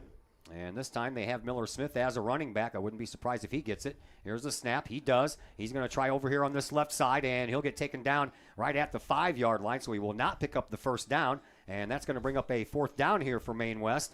And it looks like the Warriors are going to call their final timeout. So we'll go ahead and take the final timeout right along with them. And we'll be back here to find out what they decide on in just a moment on the Kahok Sports Network. Pack Mail of Collinsville, locally owned and operated by Ryan Combs. Pack Mail can ship anything, anywhere. They treat you like a neighbor because, well, you are a neighbor.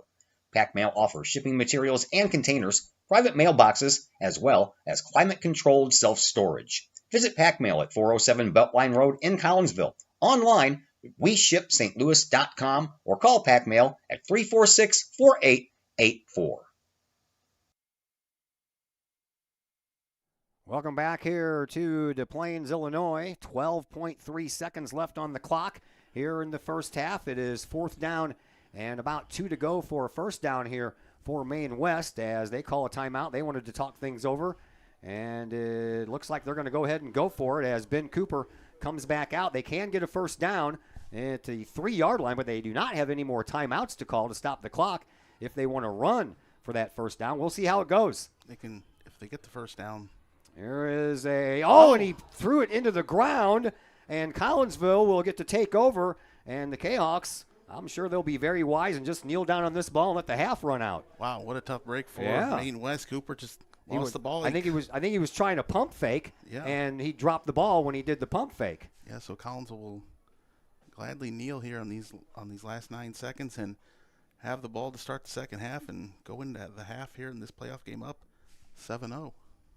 Yeah, they are. So a big break there for Collinsville. Kahawks have the ball 1st and 10 from their own 5-yard line, but as I mentioned, I would think that the Kahawks would just simply kneel down on the ball and let the rest of the seconds tick off this clock, and it looks like that's what's going to happen as Pinnell is under center. And he will, and Maine West cannot stop the clock, so that is the end of one half of play. 7-0 in favor of your Collinsville Kahawks on a first quarter 30-yard touchdown pass from Darren Pinnell to KJ Thorpe's Watt. And now it's time for the halftime show brought to you by Woods Basement Systems, all things basementy. Woods Basement Systems has been working to keep homes dry since 1986. Woods Basement Systems, give them a call at their Collinsville headquarters at 618-708-4055. We will scour the interwebs and give you some scores from high school football games going on around our area back home, and plus we'll recap some of the scores that happened yesterday on the Friday night football front, and we'll do all of that and more as we have reached the Woods Basement Systems halftime show, and that will come your way next on the Kahawk Sports Network.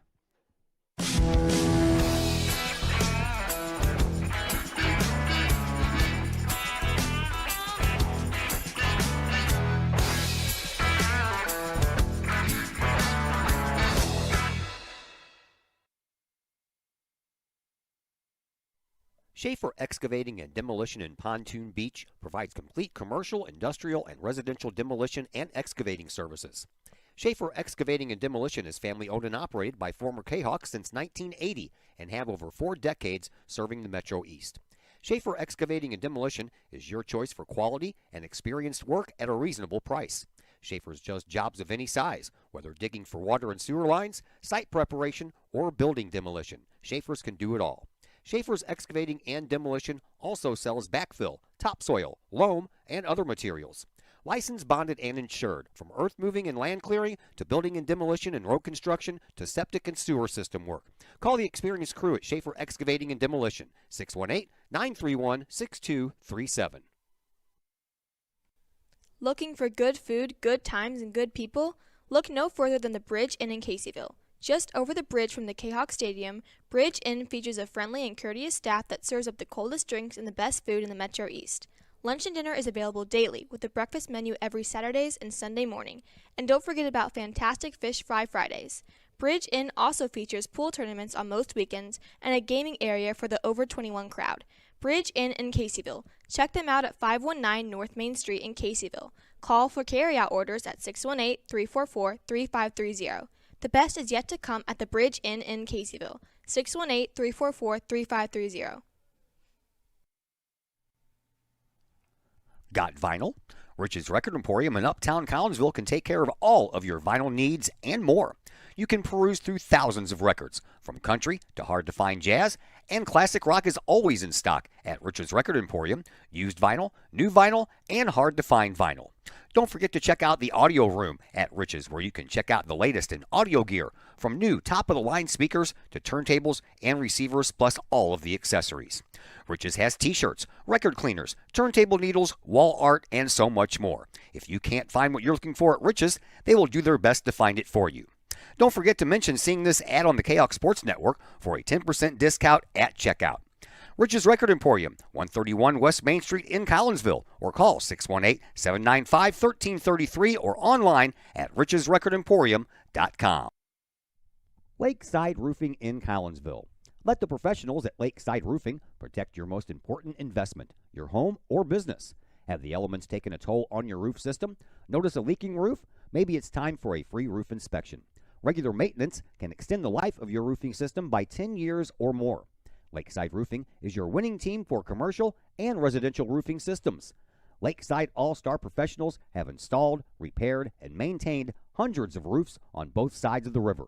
Call Lakeside Roofing today at 618-344-2800 in Collinsville or 314-241-5253 or online at lakesideroofing.com. Choose experience, choose Lakeside.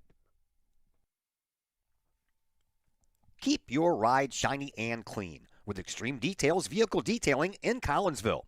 Owner Jay Merkel and his crew at Extreme Details believe in the value of community and in helping their community hold the value of their vehicles with a sharp-looking, clean ride that you and your community can be proud of. Extreme Details can handle any job, whether you drive a small car, an SUV, or even a bus or RV. No job is too big or too small at Extreme Details. Extreme Details offers scratch and oxidation removal, no matter what you drive: cars, trucks, motorcycles, boats, and more. Plus, Extreme Details can handle fleet vehicles for you and your company. Call Jay and the gang at Extreme Details at 618-977-1224. Check for periodic specials on the Extreme Details Facebook page. Put the shine in your ride with Extreme Details, 618-977-1224. Todd Duke here, proud member of the Collinsville Educational Assistance Association.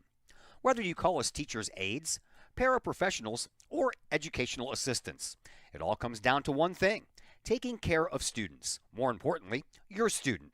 Yes, we are there for the teachers, and we help them in any way possible. But our goals are in line with our teachers in that we want to see our students succeed at not only being a student, but well beyond that as we ready them for the world outside of the classroom. We are Union Strong. We are Kahok Strong. We strive to help students reach their potential. We are the Collinsville Educational Assistance Association. Go Kahawks! Chapman Trucking, LLC. Chapman Trucking is a local Collinsville business owned and operated by 1994 Collinsville graduate Christy Chapman. With over 10 years of experience, Chapman Trucking, LLC can take care of all of the heavy lifting when it comes to hauling aggregate materials such as sand, driveway rock, dirt, boulders, and more. That includes getting your heavy work equipment to your work site where it needs to be. Give Christy a call for a free estimate at Chapman Trucking, LLC, 618-960-9346 or online at chapmantruckingllc.net.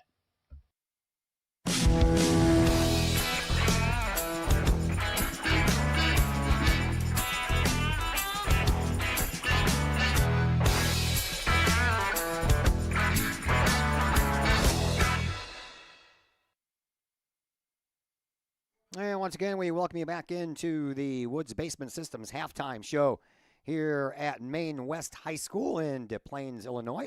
Excuse me.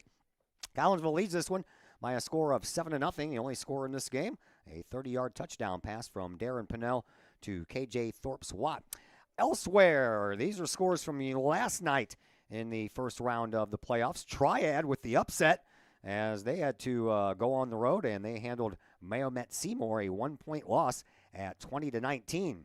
Belleville East was all over East Aurora. Excuse me again, by a score of 70-0. Redbud down to Chester 7-0. These are games that are going on right now or already completed. Highland beat Mount Vernon 35-14. It was Central over Cahokia 19-2. Cahokia only managing to get a safety in that contest. Mater Dei over Carmi 40-22. Shelbyville blanked Westland 48-0. And some games that are still going on. Edwardsville and West Aurora right now hooked up in a good one. Right now, Edwardsville leading 13-7 at the end of the third quarter. At halftime, Freeburg is handling Charleston 13-7. Roxana over Paris 29-6. That's in the second quarter. And East St. Louis, and they're doing what East St. Louis does. They have a 40-0 lead over Lamont. And that game is in the second quarter also. And earlier today, at the Plainfield Sectional Championships, it was Naperville North beating Naperville Central in Class 3A soccer, 1-0. Naperville North scored their only goal with about 4 minutes left to go in regulation. So they will move on to Tuesday night's championship for the Super Sectional against Collinsville at East Aurora, which is up here in the Chicago area. So Collinsville's got to get back on a bus and travel all the way back up north for their Super Sectional showdown with Naperville North on Tuesday afternoon at 4:30 is when that game is scheduled to start. And for you soccer fans out there, no, we will not be allowed to go up to live stream that game. Once you make it to the Super Sectionals and the state tournament, the NFHS takes over the broadcast rights from there. So you will have to watch that coverage, and I'm sure it'll probably be no play-by-play, I would imagine, in that contest. So it's just going to be one of those video-only things. 7-0 here in favor of Collinsville after one half of play. Kahawks get the ball back first to start the third quarter, and we'll be back to tell you all about it. Thank you for listening in on the Woods Basement Systems halftime show here on the Kahawk Sports Network.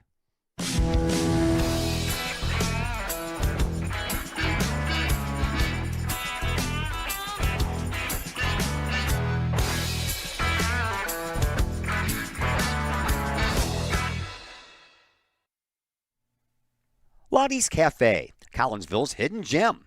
Lottie's Cafe offers food, cocktails, and gaming in a great atmosphere highlighted by fast and friendly service. Lottie's Cafe also offers a unique menu that features soups and salads, sandwiches and paninis, pizza and flatbreads, appetizers and desserts, as well as breakfast. That's right, we said breakfast. Unique breakfast items such as a breakfast stromboli, a breakfast BLT, and breakfast burritos. Lottie's also offers creative cocktails, a wine bar, the coldest beer around, and a video gaming area for those 21 and older. And don't forget the Lottie's Cafe gift certificates. Lottie's Cafe, Collinsville's hidden gem. Check them out online at lottiescafe.com, on Facebook, or in person in the Strip next to the Walmart Neighborhood Market. Or call Lottie's Cafe at 618-223-8256. Lottie's Cafe, Collinsville's hidden gem.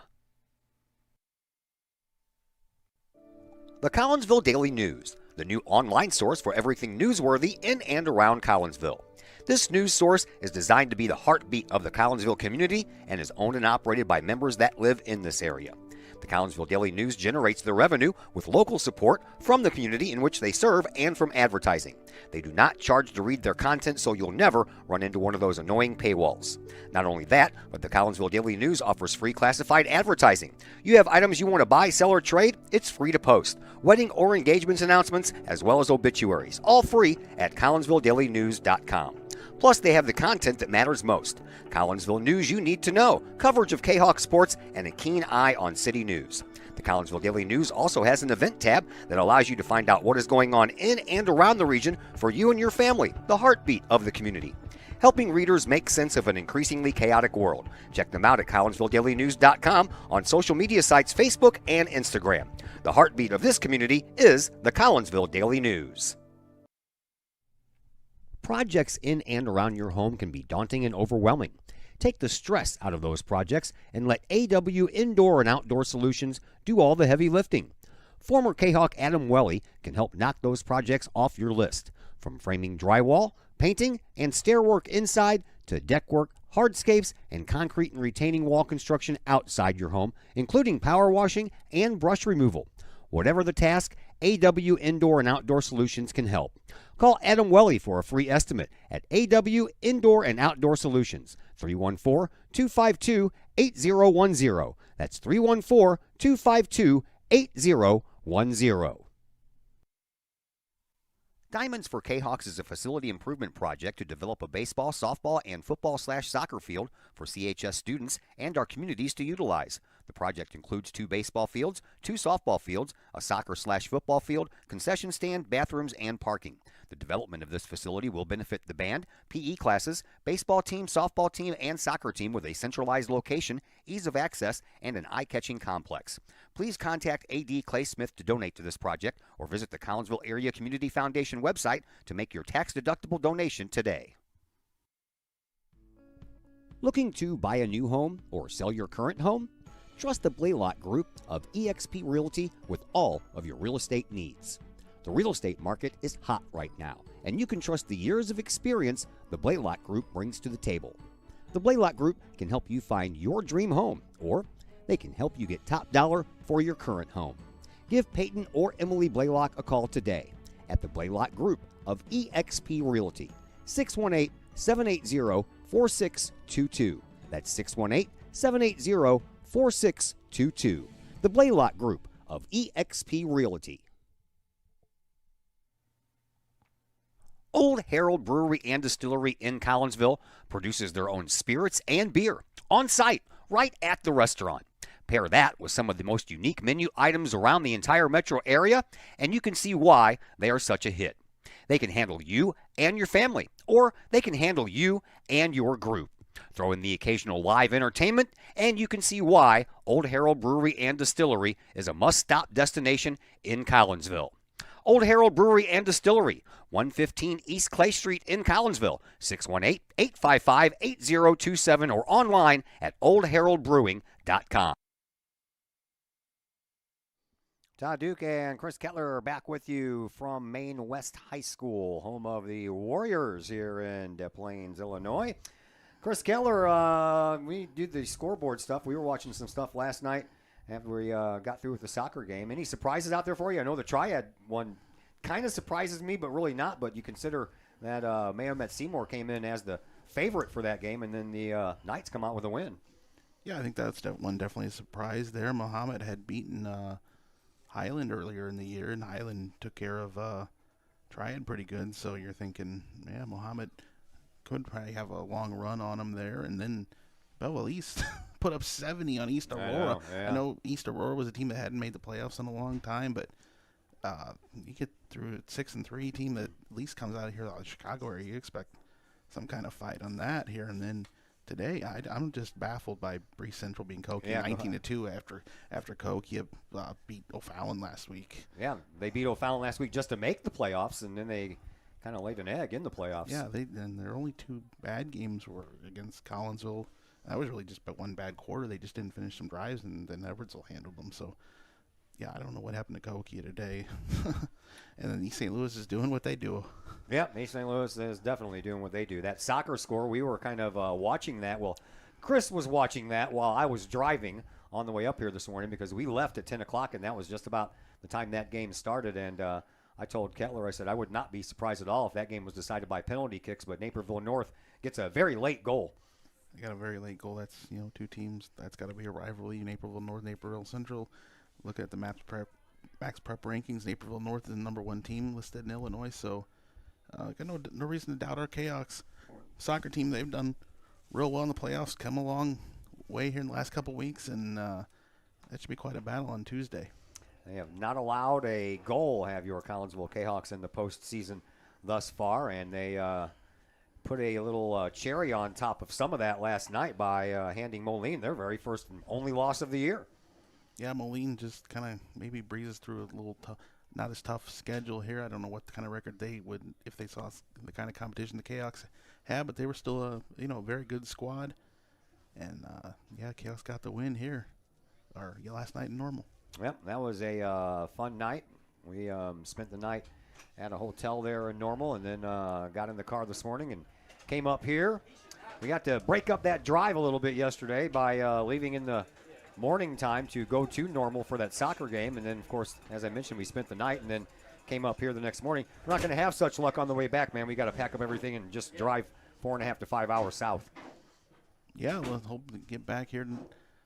Chaos can have another good half of play, and maybe we'll get back and kind of do some celebrating late tonight. Yep, Chaos get the only score in the first half of this contest, a 30-yard touchdown pass from Pinnell to KJ Thorpe's Watt, and Collinsville will get the ball first to start the second half. What kind of halftime adjustments you think that the coaching staff made? I don't think you need to make much, but there's always an adjustment to be made.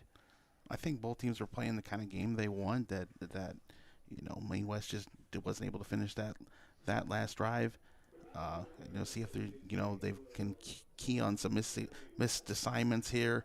See if the Chaos can't shut down Ernesto Martinez. He's been making some of the big catches.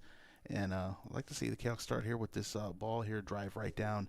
You have the wind to their back and get this score. Yeah, the wind is traveling from the north to the south, which in this particular case is from the left to the right, as you are watching us here tonight. So the Chaos will have the wind at their back here to start quarter number 3. And they'll receive this opening kickoff. You have Amari Rogers-Parrott and Ryan McIntyre will go back deep. How about a run back? How about a run back? That would be a lot of fun. Jalik Nelson, along with KJ Thorpes-Watt, they stand up near the 30-yard line just in case the kick doesn't go very far. And handling these kickoff duties, a hard time seeing the fronts of these jerseys, I believe. 23. Jason Salazar, yep, he's the kicker on the roster. And he'll put a boot into it, and it will not go that far. Up to the 20-yard line, it's caught there by McIntyre. McIntyre will head toward the sideline, and he'll go out of bounds right around the 26-yard line. So Collinsville will start 1st and 10 from their own 26. We're underway here in the third quarter, 7-0 in favor of Collinsville. Another 2 quarters to go, and if Collinsville can hold the lead they have, then the Canucks will return home where they will take on Lincoln Way West next weekend. Lincoln Way West won their first-round playoff match last night, so they played at home, and you're not allowed to play 2 home games in a row, so we already know all Collinsville needs to do is win this contest, and they'll be back home to take on Lincoln Way West this upcoming weekend, Friday or Saturday. Pinnell, he's in shotgun, and he has McIntyre offset to his right shoulder. 1 wide receiver on the far side, 2 more over here on this near side. Pinnell in shotgun, takes the snap, hands the ball off to McIntyre, tries the left side, and runs into a little bit of trouble, keeps the legs moving, and gets back up to the line of scrimmage. They might give him about a half a yard gain on that play. That's about it. Just wasn't quite able to get to that outside. Maine West sealed that off here just before he got to the sidelines. About a yard gain, Yeah, maybe. they gave him a yard after the spot. So Collinsville will have the ball 2nd down and 9 from their own 27-yard line. As the Jayhawks break huddle, Isaiah Gordon as a wide receiver on the far side, KJ Thorpes-Watt, and Amari Rogers-Parrott over here on the near side. Amari is in the slot, and this time McIntyre stands over the other shoulder of Pinnell, who rolls out of the pocket, looks downfield, tosses one to number 9, Devin Habermill, and he reaches forward and tries to get to that first down marker. He might be just a little bit short, and it looks like they're going to mark the ball down 2 yards shy of where he needed to get for the first down. Trying to get Maine West to bite there on Pinnell carrying the ball. Got Habermill flaring out there. He makes the catch. That worked for a touchdown last week against Triad. Yep, sure did. Same formation, same 2 wide receivers near, same as the far, and McIntyre is the lone running back, and Ryan will not get to go anywhere because we have flags on the play. Might be. Yeah, it's going to go against. It's going to go against Maine West. I believe that their guy lined up in the neutral zone. That's exactly what he did. They just killed the play right away. He's in the neutral zone at the snap. So let's get the first down. Yeah, a first down gifted to the Jayhawks once again, and Collinsville will have a fresh set of downs in which to work with. Now a 3 wide receiver set as Chase Reynolds joins the fray over here on this near side. Pinnell stands in shotgun once again. Here's the snap. Zay Norton was the running back, but the throw is in the flat area to Chase Reynolds, and Reynolds will barrel forward and pick up about 5 yards, so that'll bring up a 2nd down and 5 here for the Jayhawks. Send a couple guys upfield to block, flaring out in the flat to Reynolds. It's a pass play, but it's still 5 yards. A positive play on first down. I'll take that every time, man. You give me 5 yards every play, and I'll show you a team that wins all the time. Isaiah Gordon trots out of the huddle, and he's the wide receiver on the far side. 3 wide receiver set over here on this near side. Zay Norton is the lone running back, and Norton will get the handoff, and he'll bounce into his own player. He ran right into the back of Caden Hearn, and he bounced off of him, and when he did, that was enough time for Maine West to get some guys in there for the tackle, and no gain on the play. Yeah, he got through the initial blocks right away, but when he pinballed off of Hearn, yeah, that allowed the Maine West guys to swallow him up. There is no play clock on the premises here, so we don't have that kind of luxury here in this game. Collinsville will send out Gordon and Reynolds over on the far side. KJ and Amari over here on this side. This time Norton stands over the left shoulder or the right shoulder of Pinnell, but he's going to throw, and he threw it a little bit too high as KJ Thorpes-Watt had to kind of reach back for it, and as he was reaching back and over, he got hit in the back, and that might have been a little dangerous, man. That's a good way to mess up somebody's back. 4th down for Collinsville. They'll send out the punting unit, so the first series to start the second half is a 3-and-out for Collinsville, as the Warriors will send David Diaz back deep. He'll stand around his own 20-yard line, while Ryan McIntyre will stand at his own 30, waiting the snap here from Mr. Habermill. And there's the snap. McIntyre, end over end kick that's going to hit the ground, and it's going to take a Kahok roll, and it is going to continue to roll down to the 5-yard line. Collinsville will touch it up there, and the Warriors will have to travel 95 yards if they want to try and tie this game up.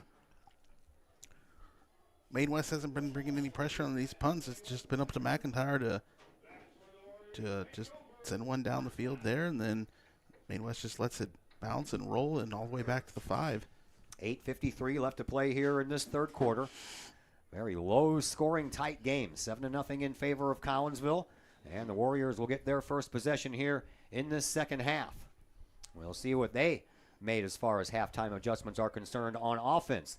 They bring a slew of wide receivers over to the far side, 4 of them, one more over here on this side, and that is Ernesto Martinez, as Cooper is in shotgun all by himself. Somebody moved a little early, but I don't see any flags coming out, and they complete the pass to Martinez up to the 10-yard line, gain of 5 on the play. I think somebody missed a false start.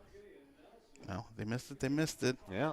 You got Maine West overloading one side, and they're confident on the 1-on-1 coverage there between Martinez and Jalik Nelson. So they go with that one-on-one coverage, and they get the 5 yards.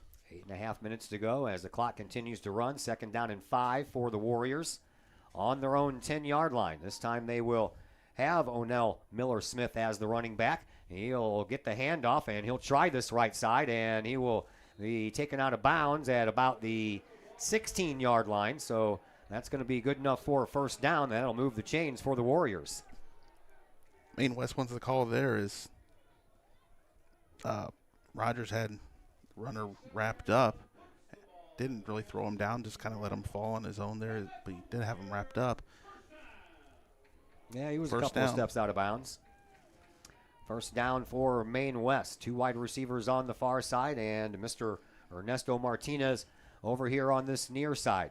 Miller Smith, the lone running back. He's going to get the bluff handoff, and it's going to be a keeper by Cooper. And Cooper trying to get around Rogers. He does so, and he'll pick up another first down. So back-to-back first downs here for Maine West, and they're moving the ball now.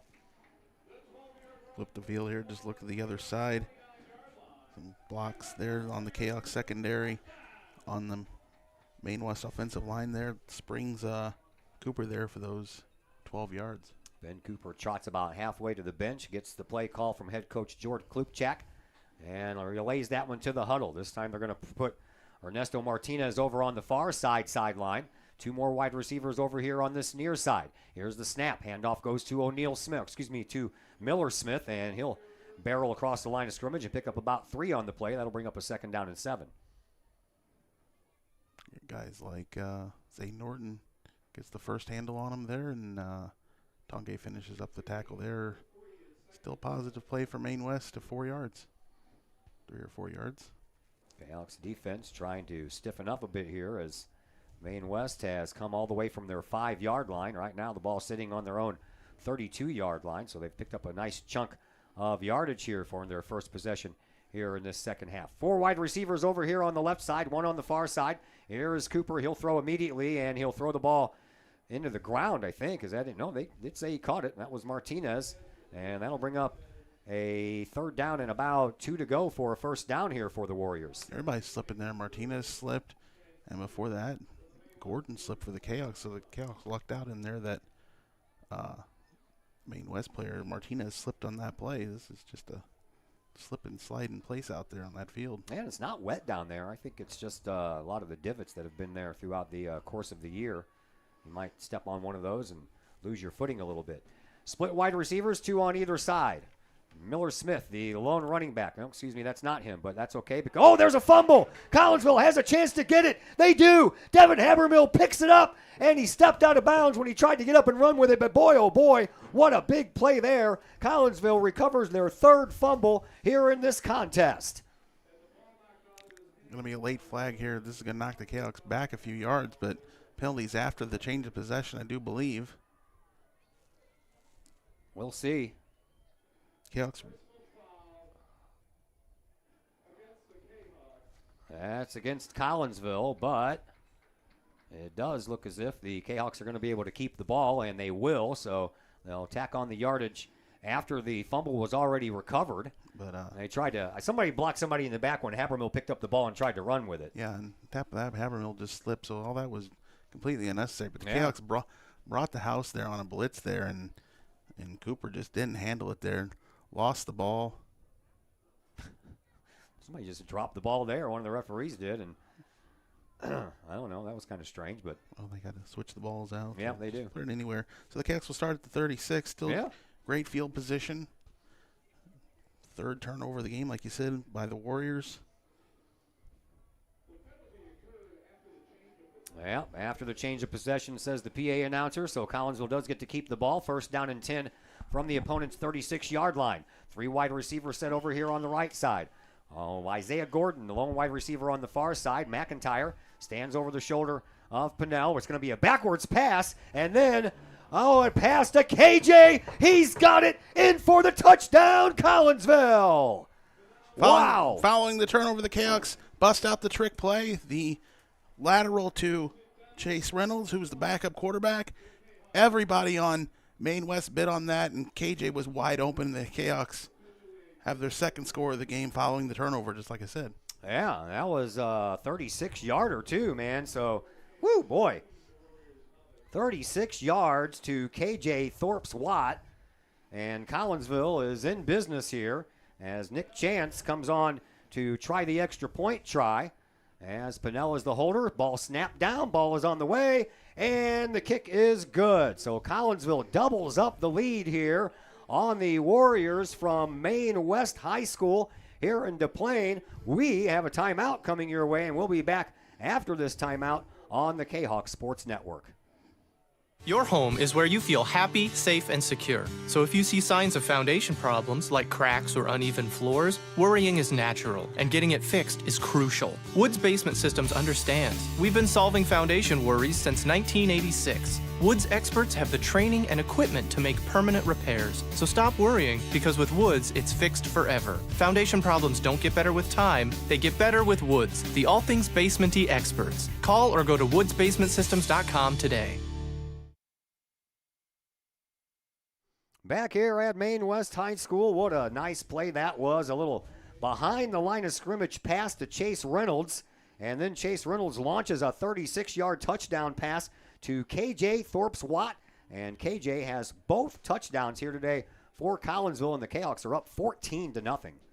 That was huge. Yeah, the Cahoks have not sniffed the red zone at all. They've scored on 2 30-yard plus pass plays, and 2-touchdown lead is big here in the second half. Matt Reynolds kicks off, and it's taken at the 12-yard line, and a little move by Bobate, and he didn't get very far after he made that little move, but the Warriors are going to start 1st and 10 from their own 22-yard line. Everybody's closing in on him anyway, but I kind of maybe think he slipped. Yeah, could be. That has been happening. First down for the Warriors, and now they are down by 2 scores. So Collinsville looking pretty good right now. Their defense pitching a shutout up to this point. 5:41 left to play here in this third quarter. 14-0 in favor of Collinsville. 2 wide receivers come out here to the near side. Of course, Ernesto Martinez is the one closest to the broadcast booth here. Man comes into motion from far to near. Cooper in shotgun. He's going to roll. He's being chased, and they fire the ball, and a completion in front of their own bench, and they find the hands of Kyle Ramirez, and Ramirez's catch will move the chains. That was a big chunk of yards there by the Warriors. Yeah, they did that play earlier with Ramirez. He ends up underneath. One guy goes out in the flat. Martinez goes deep, and they find Ramirez underneath. Well, that touchdown by Collinsville was the first play after the fumble recovery, right? Yes. Yeah. There's the snap, and Cooper, he rolls out to his right, looking to throw. He does throw, and he has got a man open on the far side right at the first down marker. He gets pushed out of bounds over there, and I believe that was David Diaz that caught that ball, and that's going to bring up a 2nd and 1. Passing has been fairly effective by Maine West. Yeah, not bad for a guy who hasn't played a snap at quarterback all year, this Ben Cooper. He's listed on the roster as a tight end and a linebacker. but he had to come in and take the place of the injured Tommy Delaney, as Delaney hurt his shoulder. There was a bobbled snap, but Cooper does a nice job keeping it, and he'll get just enough yards to get that first down. For a minute there, I thought he might have get pushed back, but after that forward progress, they'll go ahead and give him the first down. Very close. Yes, they will give it to him. He just had to tuck it in and make sure he got the yards he need. Didn't try to do too much. Gets the first down. Chains move. We're down to 4:20 left to play here in this third quarter. 14-0 in favor of Collinsville. Kahok's trying to pull off the upset. Maine West, number 5 in 7A. Collinsville, number 28. Two wide receivers on the far side. Martinez over here on the near side. One lone running back over the right shoulder of Cooper. Cooper in shotgun, takes the snap. He's going to keep it himself again, and he barrels over Michael Tongay, but Tongay didn't give much ground after the initial hit. Pick up a 3 yards on the play, or actually 2 yards on the play as they moved it back a little bit, but that ball right on the 50-yard line, and Tongay, man, I wouldn't mess around with him.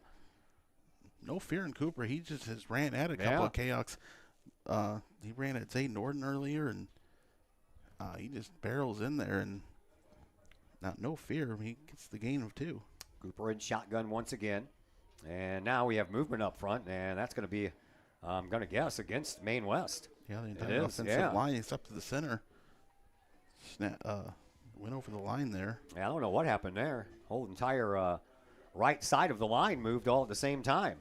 So that'll be a plus for Collinsville. 3:23 left to play here in this third quarter. Clock continues to move, and now it's 2nd down and 13 for the Warriors. They need to get to the Collinsville 42-yard line for a first down, and they'll stay with the same formation. 2 wide receivers on the far side. Martinez over here on the near side. Cooper in shotgun. He's going to roll, and he gets taken down from behind at the last moment there by Devin Habermill, and I think that caused the throw to be off a little bit as it went well past his intended receiver. And not only that, but it was a wobbly pass. Kahok's brought pressure again. It worked out before. Cooper turned the ball over last time, and the Kahok's scored on the next play. This time they bring the blitz again, and Cooper doesn't have enough time. Habermill gets a hand on him, and the pass is way off. Yeah. It's be 3rd and long. So Collinsville trying to stiffen up here on 3rd down and long and try to get this ball back once again. Cooper in shotgun. Stands around his own 40-yard line. Takes the snap. Back to pass. He lofts one in midair, and a nice play there on the defensive side by Jalik Nelson. They've been going after him all day to Ernesto Martinez, and this time it's Nelson who gets the better of the play. Yeah, they've been going on that one-on-one all day. Either overload the other side and go that way, or the one-on-one with Martinez and Nelson does a stand-up job there on defense, knocks the ball away, and that'll force the Warriors to punt. Yeah, punt team comes out, and that is Abubaid, who will stand back around his own 35-yard line. You have Reynolds and McIntyre standing at around their own 20, and the kick is high. It's shallow. Collinsville's just going to go ahead and let it bounce. And it does so, and then it just kind of dies after that first bounce. So not a lot of movement on that high punt there by the Warriors, and Collinsville will get the ball 1st and 10 from their own 34-yard line. 2:43 left to play here in this third quarter. Collinsville enjoying a 14-0 lead at the moment and looking to add on to it here on this possession. The Kahok's 2 touchdowns have come after 2 fumbles by the Warriors, so nice to see Collinsville cashing in on opportunities here. Chase Reynolds is going to be in at quarterback, and you have 5 wide receivers in this formation, 4 on this side. And Pennell, his position last year was wide receiver, and he's going to line up and give it a try this time. Here is Reynolds. He's going to keep it. That was designed that way. And now a rollout, and he gets the first down as he approaches midfield. Nice play by Chase Reynolds, and I love the play calling here by Colton Rhodes and his staff in this second half. Well, after the last play, the big pass play down the middle or down the field for the touchdown, you show that you're going to probably pass it. Chase Reynolds lines up his quarterback, and he just carries it. So, yeah, put Maine West in a tough situation there, and Kahok's get the big gain. First down, Collinsville from their own 46-yard line. They need to get up to the 44-yard line of Maine West for another first down. Now Pennell back in shotgun, and he'll hand the ball off to McIntyre. McIntyre trying to turn the corner over there on that left side, and he didn't have really much room to turn once everybody kind of stretched out and went over to the sideline. Loss of 3 on the play. Yeah, Maine West really sealed off that short side. Once McIntyre's ready to turn the corner, there was nowhere to go. Nowhere to go. We're under 2 minutes to go here in this third quarter. Collinsville up 14-0. Pinnell comes in from the sideline with the play. He's ready to go.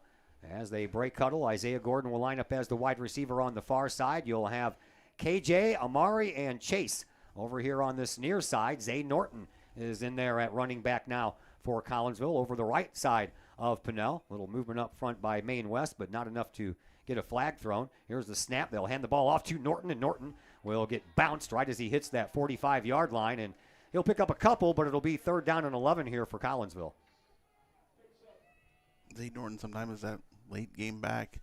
Sometimes he can get those yards after initial contact, but that time didn't get much running room, and this will be 3rd and long for the Kahawks. No, he went nowhere after the initial contact on that one. That contact happened right at the 45, and that's where the play stopped. So 3rd down and 11 here for Collinsville. We're under a minute to go here in this third quarter.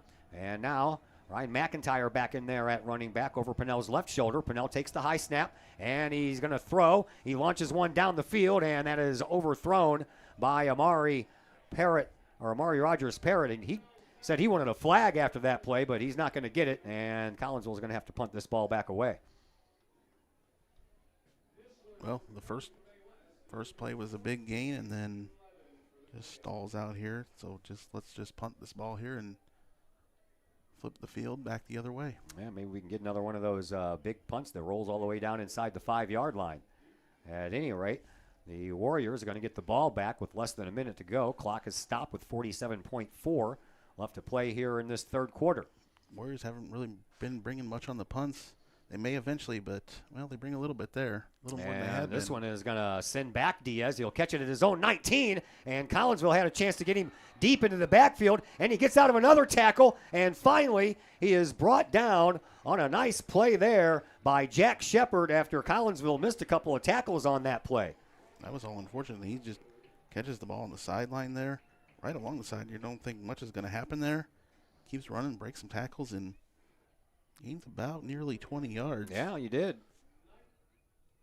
Got about 18 out of that return, and initially Collinsville had some touches on him right at the point of the catch, but they just could not bring him down. So 1st and 10 for the Warriors. 33 seconds left to play here in this third quarter. They'll send 4 wide receivers over here on this near side, and Collinsville needs to bring some coverage over here to this side.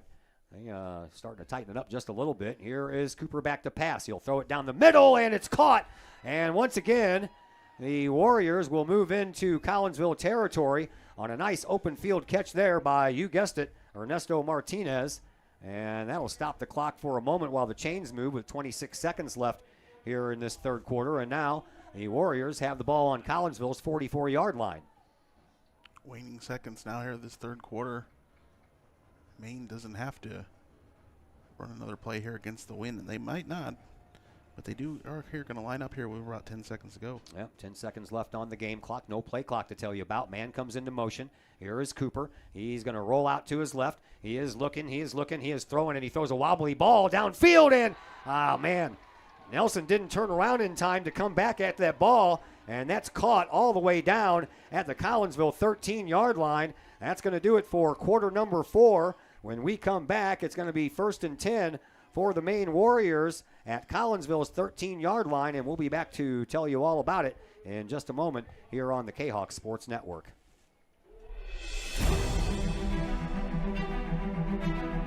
At Visionary Wealth Advisors, we empower you to see your future before it's your future. To create your inheritance.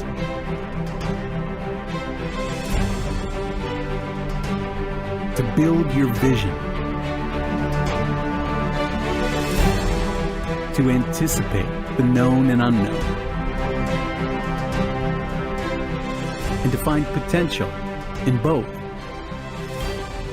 And build new dawns. Visionary Wealth Advisors. Visit Brad Keene at his Collinsville office at 106 North Clinton or call 618-467-8420.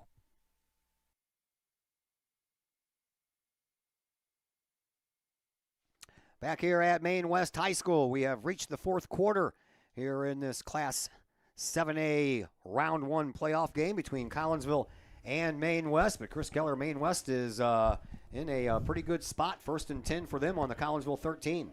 Couple big completions here following the Kahok's punt.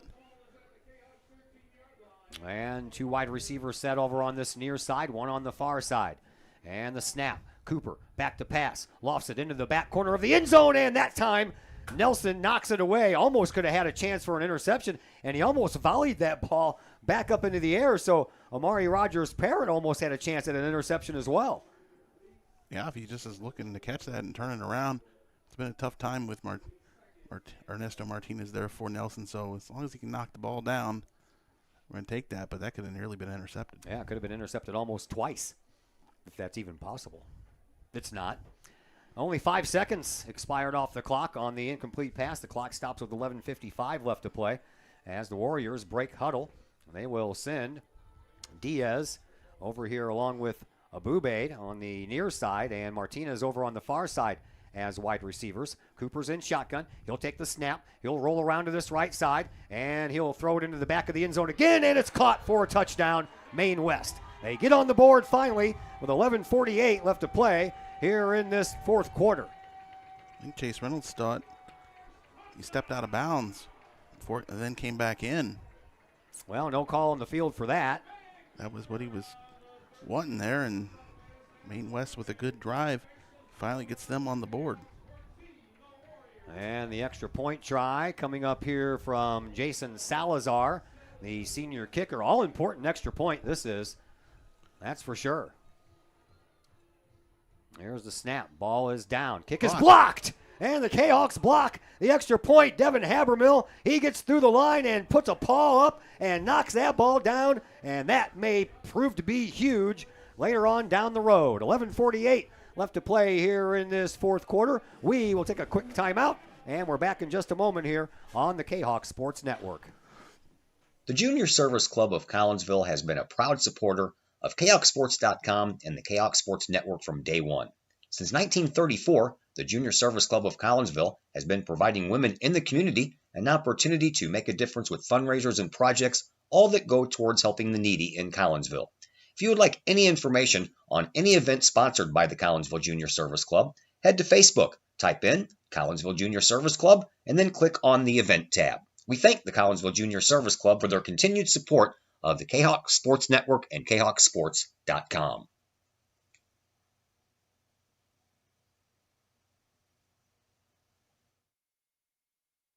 Blocked extra point try by Collinsville. And Collinsville now enjoying a 14-6 lead.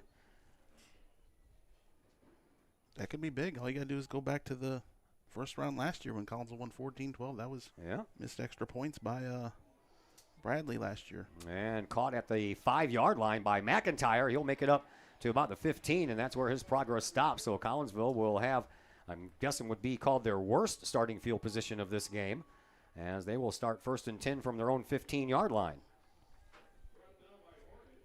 Yeah, after Maine West's big drive there, finally gets them on the board here. Kahawks need to answer back here, get a drive going. Yes, they do. Get this ball down the field. They need to move the ball down the field. They need to chew up time on the clock, and they need to come away with some points. 11:42. A lot of time left here in this fourth quarter. 3 wide receivers set over here on the left side, 1 on the far side. McIntyre remains the lone running back. Pinnell in shotgun once again. Here's the snap. And Pinnell, he's going to throw it out to Amari Rogers-Parrott. He's got a little bit of room, and he'll have enough maybe for the first down. It depends on the spot. Looks like they're going to spot it right at the 25. And they're going to go ahead and give him the first down. And Collinsville moves the chains on the first play of this drive. Good job bringing the ball in, just catching it there and seeing that running room up the middle, gets the 10 yards. KJ Thorpes-Watt comes out of the huddle. He's the lone wide receiver on the far side. Same 3 on this side. And again, McIntyre, the lone running back, a throw, and that one's caught by KJ, and he'll be taken down in Warrior territory down to the Maine West 41-yard line. Big catch there by Collinsville's KJ Thorpes-Watt. KJ, after he caught the ball, didn't seem to have the ability to run. I think he kind of cramped up or something. He's trying to shake it off shake there. Off that right leg. It seemed like he just didn't have the ability to go anywhere after he catches it. Heck of a catch after that, and they'll let him get a break. Yeah, they're going to send him to the sideline. Stretch him out here. Yeah. But a heck of a catch. Yeah, sure was. So Kahawks into Warriors territory, 1st and 10 from the Warriors' 42-yard line. Collinsville's got it going on again. There's the snap, man. The handoff is going to go to McIntyre. He's off tackle to the left and makes it all the way up to the 36-yard line, and that's going to be about half of what he needed. So that'll bring up a 2nd down and 5 for the Kahawks. Off tackle left side. One of McIntyre's good runs here on this day so far, 2nd and 5. 10.5 minutes left to go here in this 4th quarter.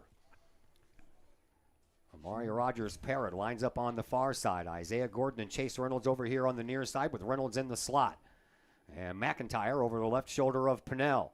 Pennell in shotgun once again, surveys things. And he'll take the snap and hand the ball off to McIntyre. McIntyre immediately runs right into the arms of the interior lineman up there. And I believe that's the quarterback, Cooper, that took him down on that play. Cooper's a big kid. Well, you know how he's been running the ball as a quarterback. Yeah. Just right at guys. You know he's going to come after you. Not afraid of contact. So no gain on the play. We'll bring up a 3rd down and 5. 9:40 left to play here in this 4th quarter. And the Kahawks look to continue to move the ball down the field and chew up some valuable time as well. They break huddle. KJ back in there, limping a little bit over there on that far sideline. Now you have Rogers-Parrott and Gordon over here on this side as the crowd tries to get a little loud for their defense. Here's Pennell. He'll loft one over to the far sideline, and that's going to be an interference flag, pass interference against the defense, and Collinsville is going to get an automatic 1st down out of this. Yeah, he's basically mugged down there. Sure was.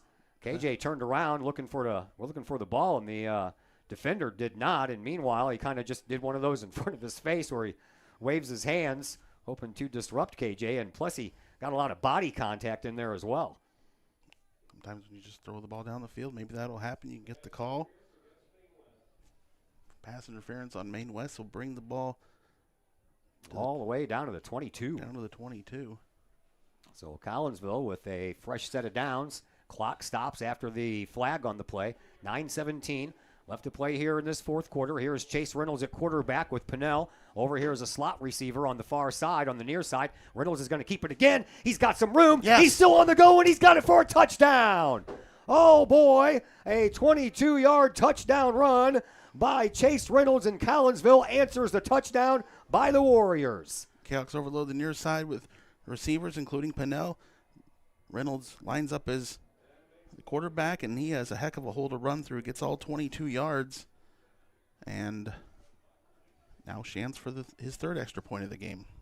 Kahawks had the answer that they needed after the Warriors come down and scored their 1st touchdown. Here's the point after try by Nick Chance, and that one's a little spinner, and it's a little short. And for the first time in what high. Seems like forever, Nick Chance has missed an extra point. He didn't have much of a chance. The snap was high. So that's not really completely on him. He did get the kickoff, so it does go as a miss. Kahawks can afford it because Maine West missed there, so it's 20-6. 20-6 is what it is. Left in the 4th quarter. We have 9 minutes and 10 seconds. We'll go ahead and take a quick timeout, and the Warriors will get the ball back after we return from this timeout on the Kahawk Sports Network. Plumbing or electrical problems? Is your AC or heater on the fritz? There are dozens of companies out there, but do you really know who you're letting in your home? Trust Tiger. Our technicians are clean-cut, drug-free, and background checked. What other company can make this bold statement? Our 24-hour emergency service will ensure your plumbing, heating, AC, and electric are up and running no matter what time of day it is. Schedule your appointment today. Tiger Plumbing, Heating, Air Conditioning, and Electrical Services. We earn our stripes every day. Once again, welcome back to Maine West High School here in Des Plaines, Illinois, the greater Chicago area, one of the many suburbs here in Chicago. We're out over here by O'Hare Airport, and we have got a very overcast day after we arrived in sunshine and a couple of white puffy clouds. Things have kind of clouded up here. Collinsville, though, back to a 2-touchdown lead, 20-6, 9-10 left to play here in this fourth quarter as Matt Reynolds is ready to kick off once again. And he does so. It's a little pooch kick, and it's going to take a couple of bounces, and Collinsville was almost able to get there, but jumping right on top of that ball was Jeremiah Franchetti, and that's where Maine West will start. They'll have pretty decent starting field position from their own 37-yard line. And Franchetti doesn't handle that ball just easily. A couple Kahawks are there, including Romel Ballinger. Not bad field position he gave up, as Maine will start at 37. 2 wide receivers on the near side, 1 slot receiver close to the line of scrimmage, 1 more over here on the near side. And Miller Smith is the lone running back. Cooper in shotgun, takes a low snap. He stands up with it. He looks downfield. He throws downfield, and he's got a man open. And it's a foot race now. And Nelson just got down there in time to get the tackle. And what a big play that was by Adam Abubaid. And Maine West is back in action again. Well, you know, Nelson's speedy, so he doesn't give up there and chases the receiver down. Fortunate thing to give up here is Maine West already now knocking on the door as the Kahawks scored. Now Maine West right back at it seconds later. 58-yard completion there by the Warriors, and they're in business once again. Ball in the red zone at Collinsville's 19-yard line. Fresh set of downs. 2 wide receivers on the far, 2 on the near. The lone running back again is Miller Smith, as Cooper is in shotgun. He takes the snap. He is looking, and he's being chased by Habermill. He'll throw the ball up for grabs. It was almost right into the hands of Darius Williams. As Darius was falling backwards, he couldn't grab that ball and keep it for an interception. And that was almost a huge, huge turnover there by the Warriors. Williams had to make sure he stayed on his man, but if he just stays with the ball and sees it, he can make that catch, and that would have been a huge turnover. Sure would have been. Would have been at the 1-yard line, but anyway. As long as you get the ball back. Yeah, that's the most important thing. That stops the clock with 8:29 left to play here in this fourth quarter. As the Warriors break huddle, they will send Mr. Martinez over here on this near side. 4 wide receivers on the far side. Empty backfield for Ben Cooper, who once again stands in shotgun. The big, tall quarterback replacement. He's having a pretty good game, and he throws over here to Martinez, and Martinez will get wrapped up at the 10-yard line as he is taken out on the play by Isaiah Gordon. A modest gain of about 4 on the play will bring up a 3rd down and 6.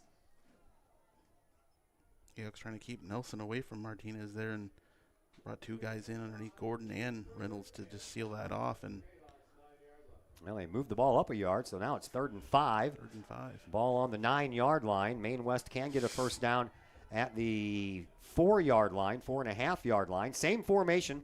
4 wide receivers left, 1 over here to the right. Here's the snap. Cooper back to pass. Throws it into the end zone, and is that caught? No. Incomplete. At the last moment, that ball was dropped. I think as he caught it and he was bringing it in is when the ball got dislodged.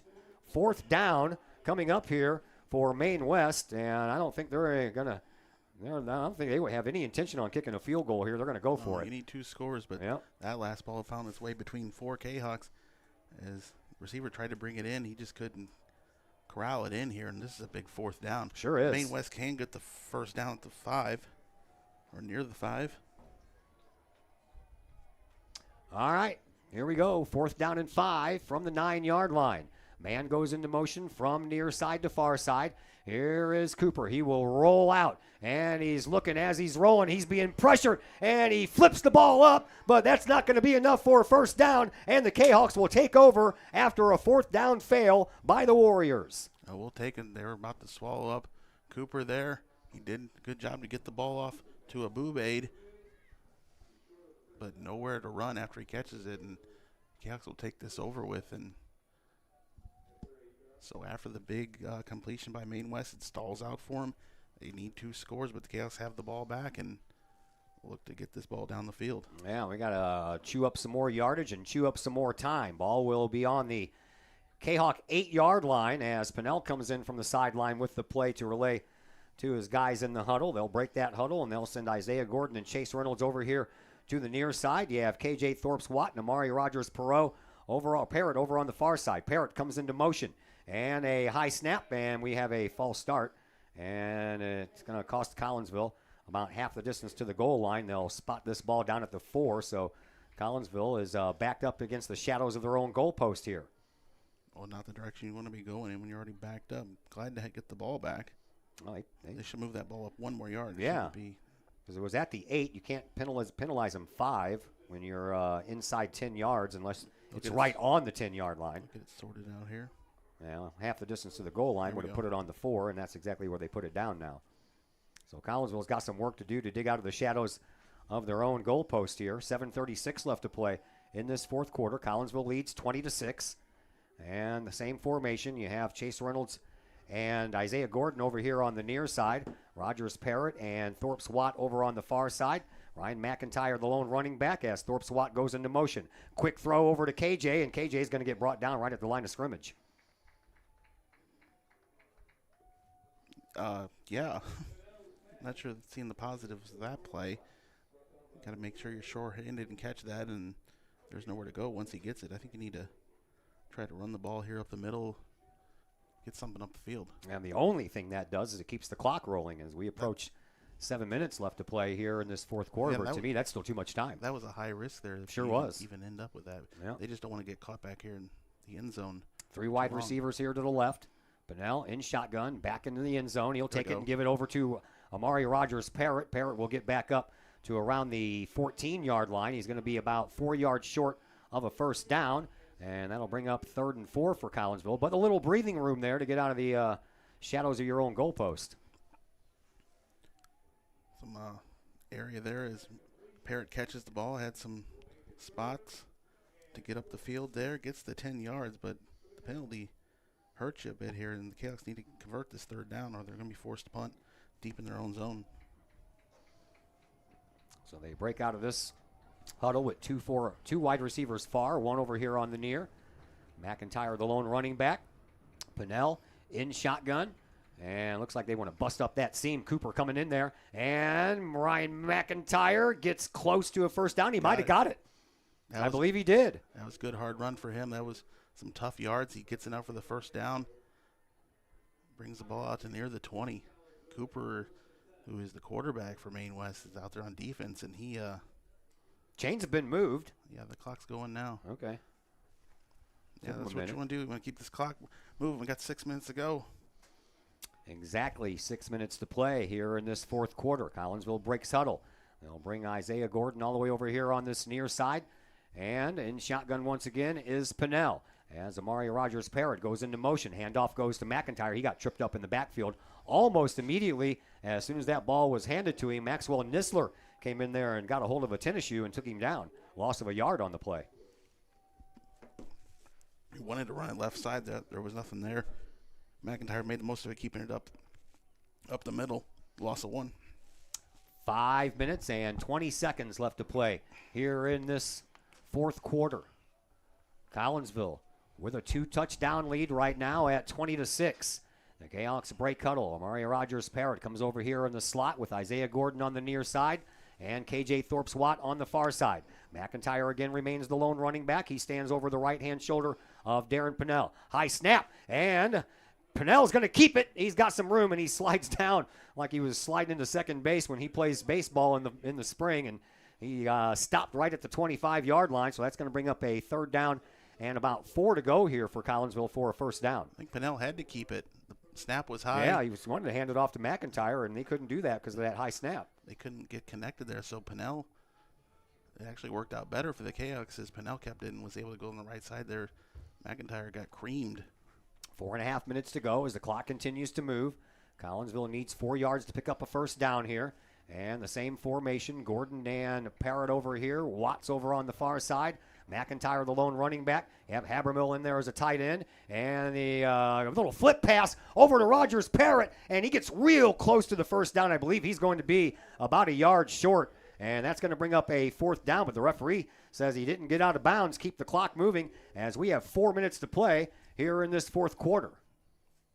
Oh, what a decision here for your Collinsville. This is 4th and 1. Looks like they might have broke the stick. They might have broke the chain. The chain stick. The clock stops at 3:55, and this will give Coach some more time to think about this.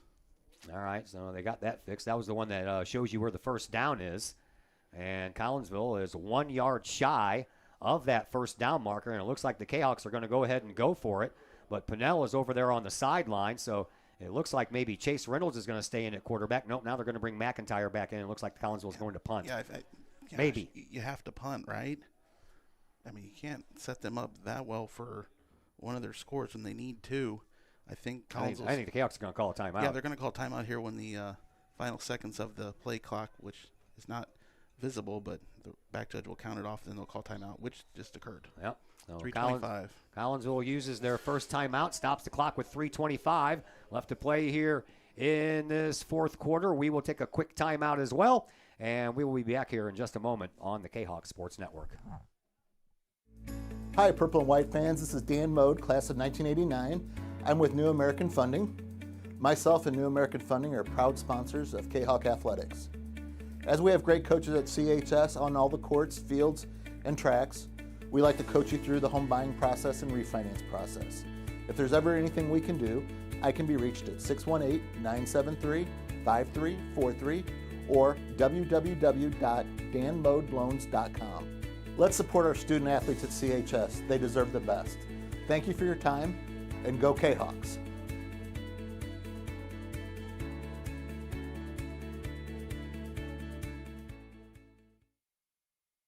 Welcome back to Warrior Stadium here at Maine West High School. Collinsville indeed looks like they're going to go ahead and punt this ball away. 4th down and 1 from their own 28. Probably a wise idea. McIntyre, he'll send that one, a little spinner downfield, and it's going to take a roll. That touched one of the Collinsville players, so I don't know if they're going to give him all that roll or not, or if they're going to put it back there where that ball hit somebody. I think they hit Habermill in the knee. I think that's going to happen. I think they're going to have it here about the 40. Yep.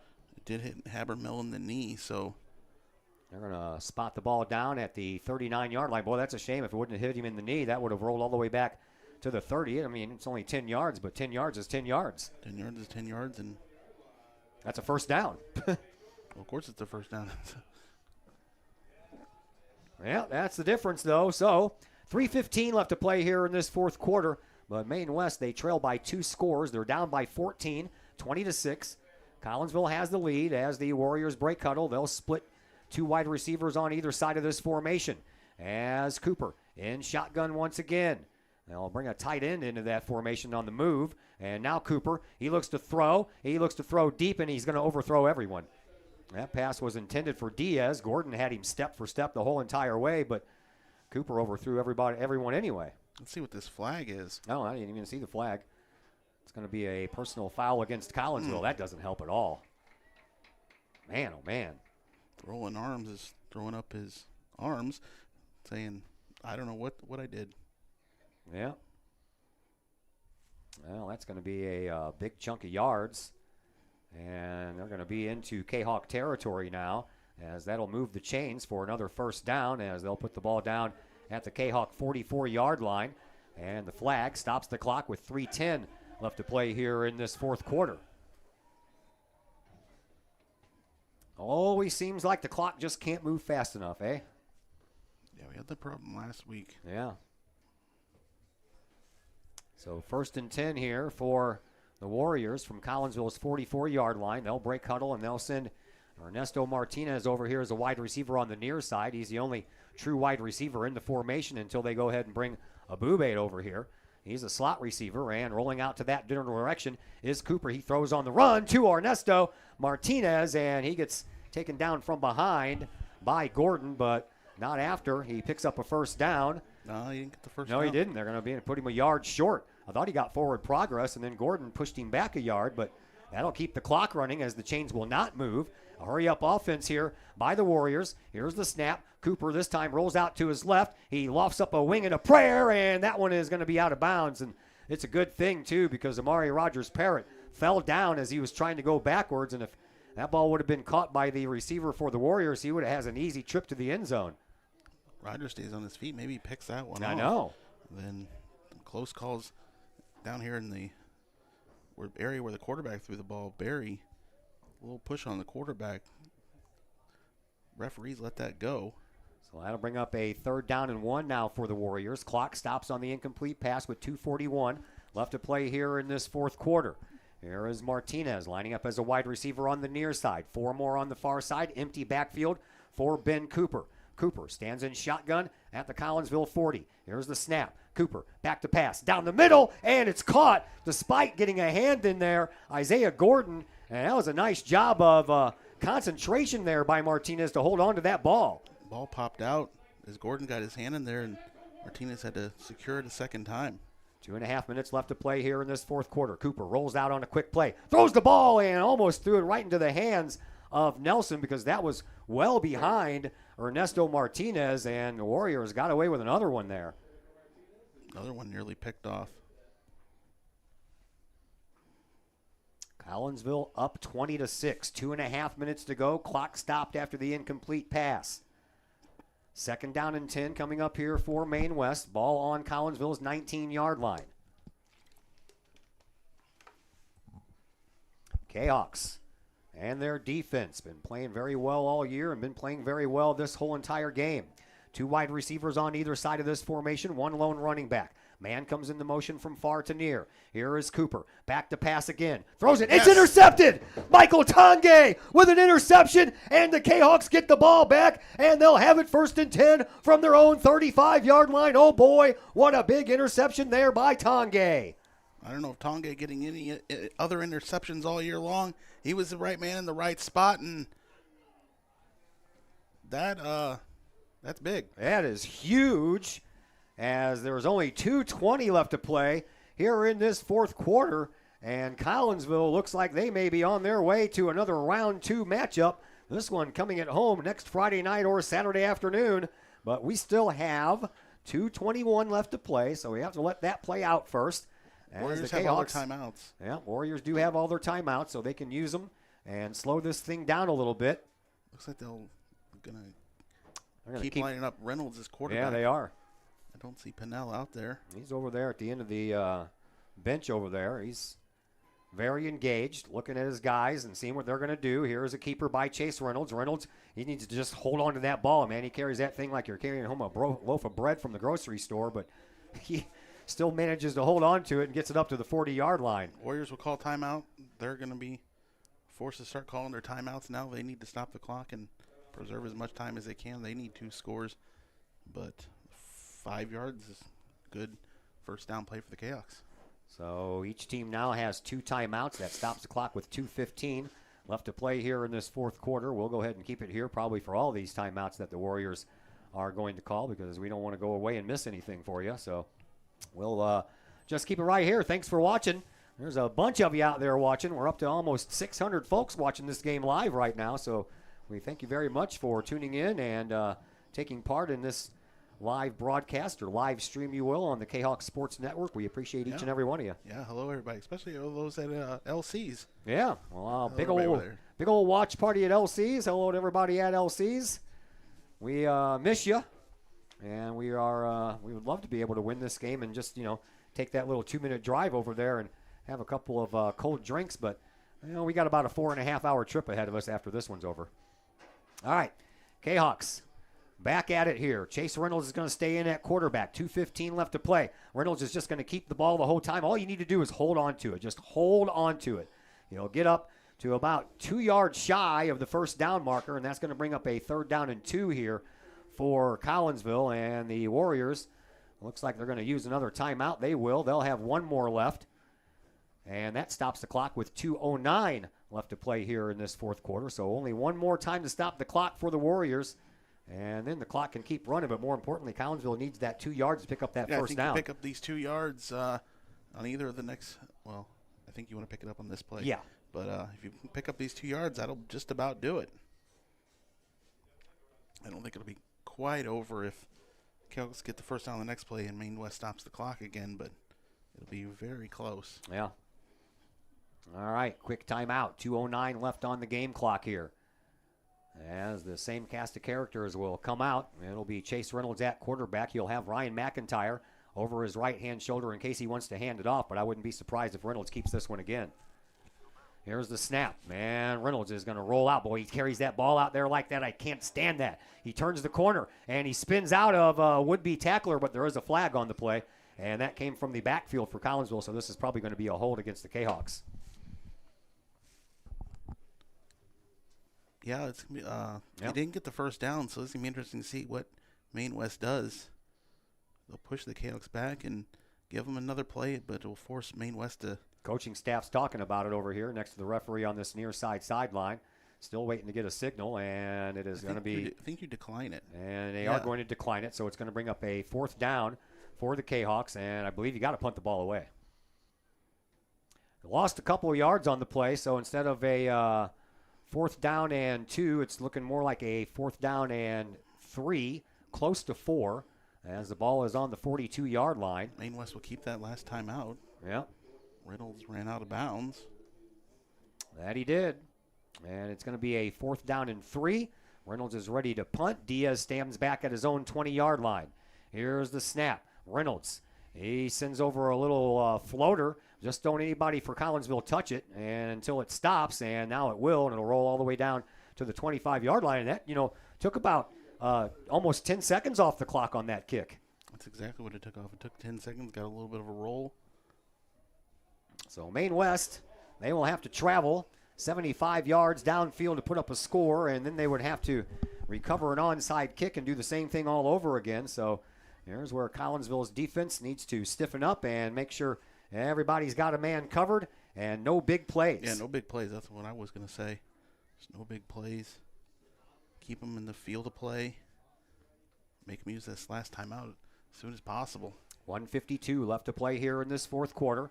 Warriors break huddle. They'll send a couple of wide receivers over here on this near side, Martinez and Diaz, as Cooper in shotgun once again. Now Miller Smith will go into motion. And here is Cooper, and he'll throw it. He'll complete it, and he gets it to Diaz. Somehow or another, Diaz is still on his feet. He bounced off a tackler, and that's going to take him all the way down to the Kahawk 32-yard line on a big play that we just said we didn't want to see. Poor tackling there about midfield. Just tackle a guy, wrap him up. He's not going to ping pong off you and go down. 1:42 left to play here in this 4th quarter. Clock continues to run after the chain's set down. Here is Cooper. Launches one. Collinsville's got a chance for an interception, and they do. Isaiah Gordon intercepts the ball in the end zone. Kahawks will have it 1st and 10 from their own 20.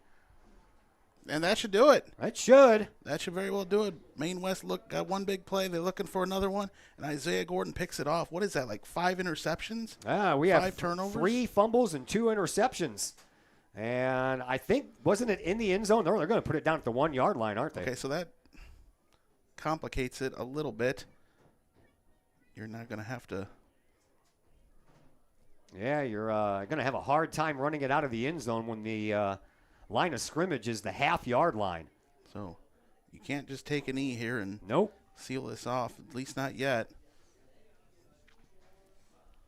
So we will see what Coach Rhodes and his coaching staff have dialed up here, as in shotgun is going to be Chase Reynolds. And I would imagine once again you're going to see Reynolds carry this ball. He just needs to hold on to it, man. That whole outside swinging thing is Ryan McIntyre, and McIntyre, he'll get taken down in the end zone. That'll be a safety. They already blew the whistle, so Maine West is going to get 2 points out of this, and they'll get the ball back. So it's 20-8 with 1.5 minutes left to go here in this 4th quarter. Oh, man. We were ready to celebrate and think that was it. He got the interception, just kneel it out from the 20, and the referees rule that the ball was at the 1. Play goes absolutely nowhere. Now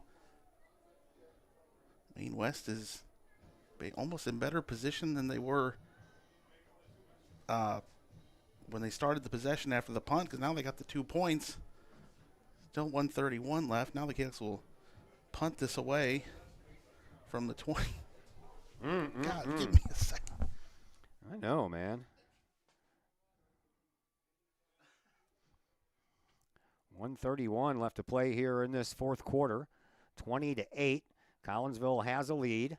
And now the Kahawks are going to have to stiffen up that defense just a little bit more even than they did the last time, as we're going to get a little punt going on here, which is what takes place after a safety. The team that registered the 2 points gets the ball back.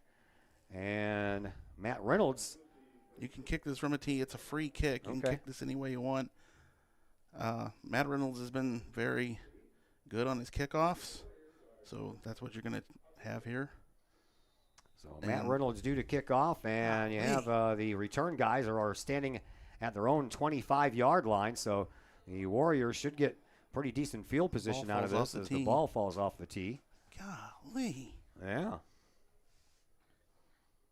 Nothing's ever easy, is it? No, it's.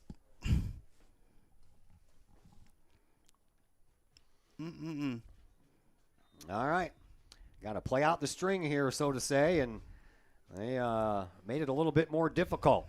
Here's the kickoff. It's high and it's short. It's going to be caught at midfield at about the 44-yard line, and boy, that was a big rolling arms. Yeah, rolling arms just took out the feet right out from underneath the return man. I believe that was Jeremiah Franchetti, and that's where the Maine Warriors are going to start this possession, right at midfield. 1:29 left on the clock here in this fourth quarter. And if I didn't say it already, I'll say it again. Collinsville defense need to stiffen up here. Man, they've done their job twice here in the last couple of minutes, gotten 2 turnovers, and you just thought you had it already, and now they got to do just a little bit more. 2 wide receivers on the far, 1 on the near. I would imagine the Maine West is going to be throw offense here from here on out. Cooper, he lofts the ball into the air, and tip by Nelson, but it goes right into the hands of Martinez, and he goes in for the score.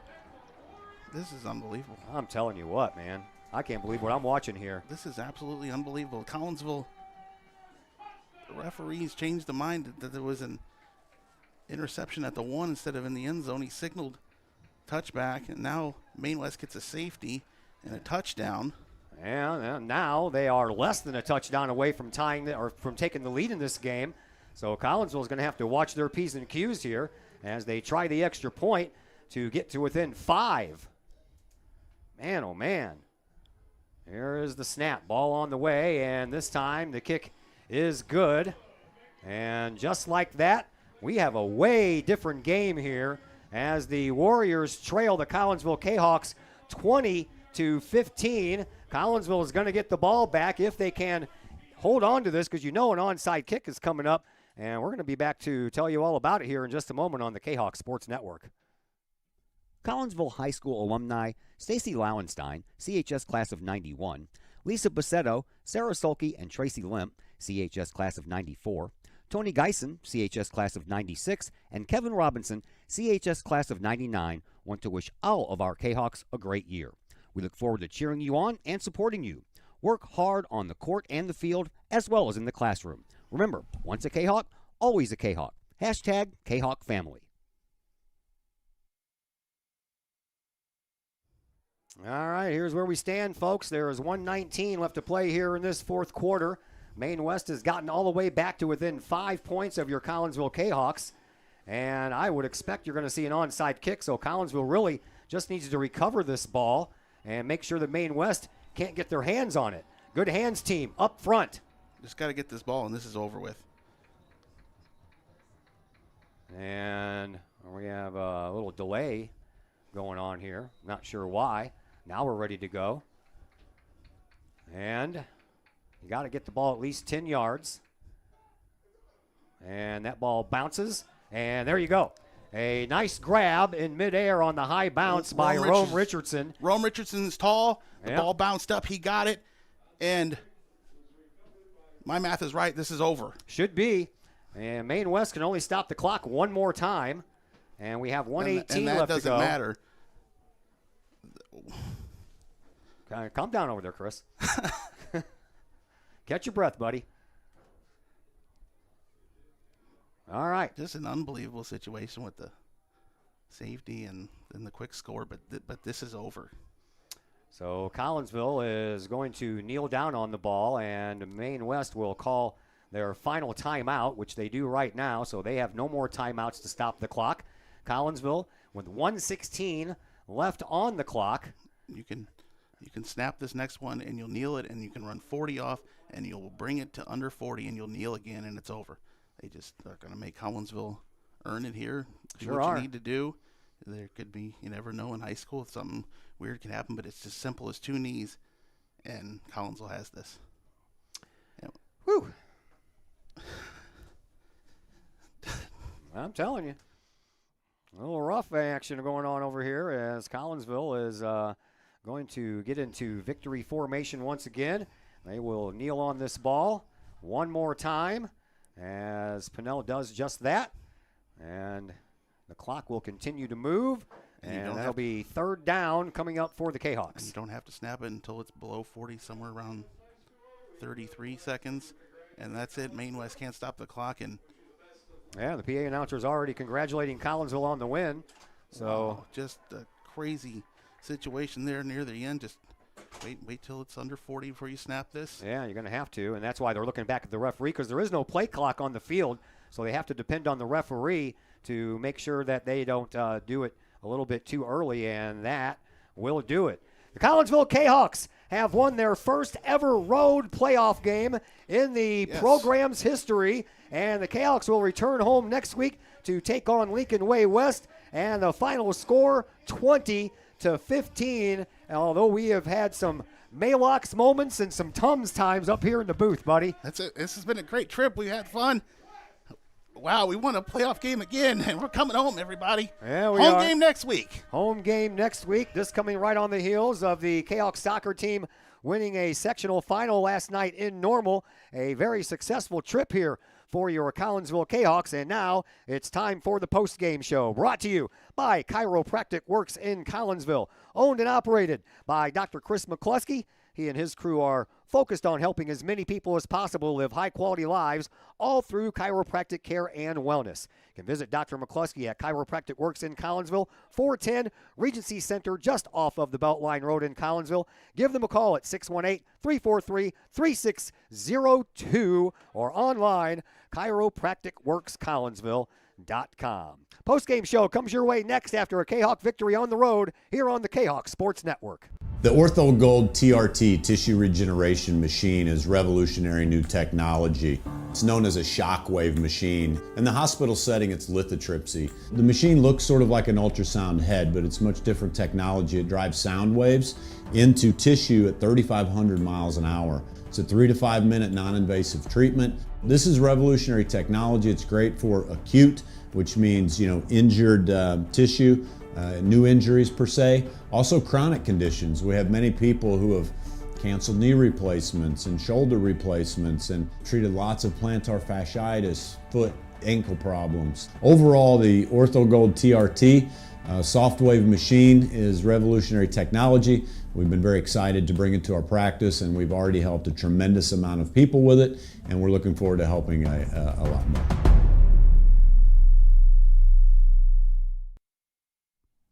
Do you have a big land improvement project that requires some outside help? Call Petroff Trucking Company. The Petroff Companies have been shaping the metro area since 1975. Family owned and operated, Petroff Trucking Company can do the job and do it right. Hauling, excavating, and grading, they do that and more. Petroff Companies also has roll-off dumpster rentals. They also specialize in dirt and rock sales. Petroff Trucking Company can help you develop your land for your needs. Petroff Trucking Company. Check out their website, petrofftrucking.com, or give them a call, 618-797-6100. Petroff Trucking Company, shaping the metro area since 1975. Just because we're adults doesn't mean we don't have toys, am I right? If your adult toys consist of boats, campers, or RVs, then you need to call the GASA storage team of professionals. Winter weather in the Midwest can be quite harsh, and finding a place to properly store those expensive toys for winter can be just as rough as a Midwest winter. That's where the GASA storage team comes in, with outdoor self-storage and covered storage for your toys. They even have tractor-trailer parking, conveniently located at Horseshoe Lake Road and 111 in Pontoon Beach. GASA Storage, for the safe storage of all of your toys. Contact the GASA storage team, gasastorage@gmail.com, or call today, GASA Storage Team, 618-797-6100. The Collinsville Education Association is a proud supporter of KahawkSports.com and the Kahawk Sports Network. The CEA is your partner as they work to ensure quality education for our children. The CEA advocates excellence and equity in public education and represent over 400 educators in 11 schools in both Madison and St. Clair counties. For more information, you can visit the Collinsville Education Association's Facebook page or the CEA's website at collinsvillecea.org. The OrthoGold TRT tissue regeneration machine is revolutionary new technology. It's known as a shockwave machine. In the hospital setting, it's lithotripsy. The machine looks sort of like an ultrasound head, but it's much different technology. It drives sound waves into tissue at 3,500 miles an hour. It's a 3 to 5 minute non-invasive treatment. This is revolutionary technology. It's great for acute, which means, injured tissue. New injuries per se, also chronic conditions. We have many people who have canceled knee replacements and shoulder replacements and treated lots of plantar fasciitis, foot, ankle problems. Overall, the OrthoGold TRT soft wave machine is revolutionary technology. We've been very excited to bring it to our practice, and we've already helped a tremendous amount of people with it, and we're looking forward to helping a lot more.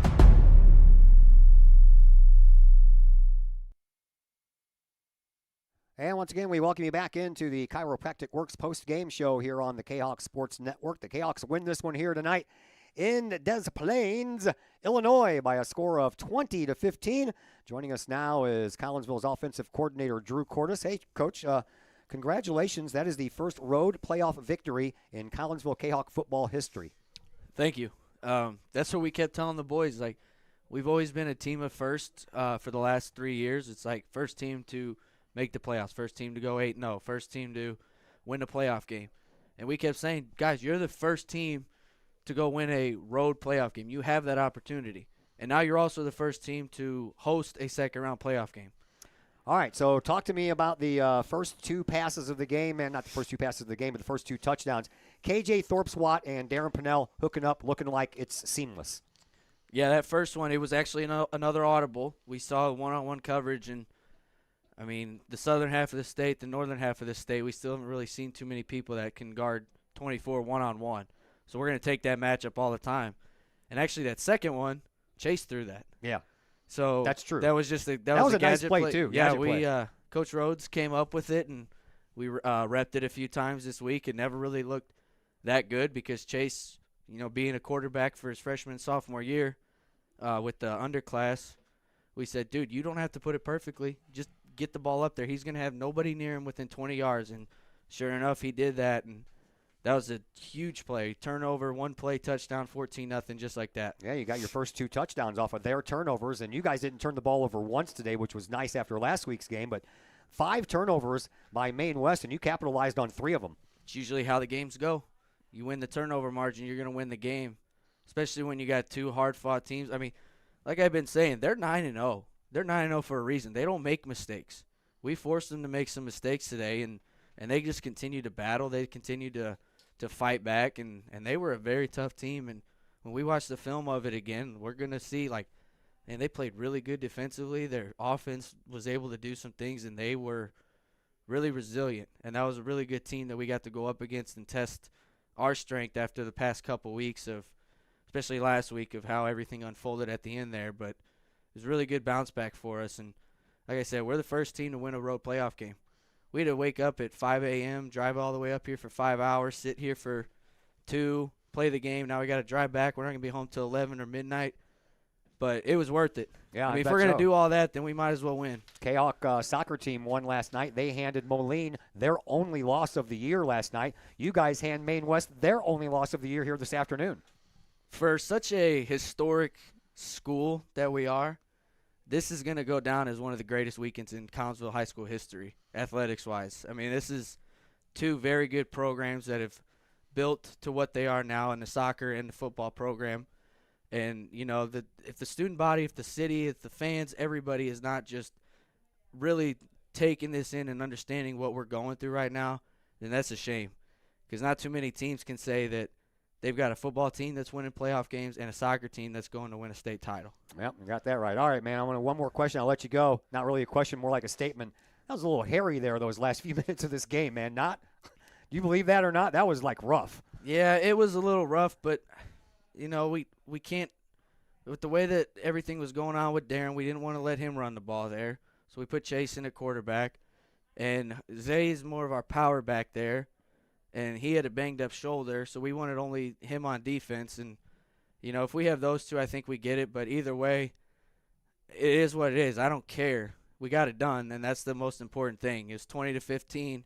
It didn't matter if it's 49-48, if it's 6-0, 20-15. We still got the W, and that's all that matters. Can you tell Chase Reynolds to stop carrying the ball like a loaf of bread coming home from the grocery store? Oh, I've told him for a couple years, but man, props to that kid. No doubt. He did everything today. Offense, defense, stepped in at quarterback when we needed him to.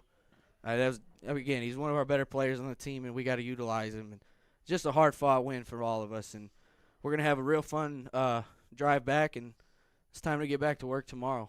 All right, man. Enjoy the trip. Congratulations, and we'll see you next week. Everybody, get out to Kahok Stadium this weekend. Okay, we got that second round home game.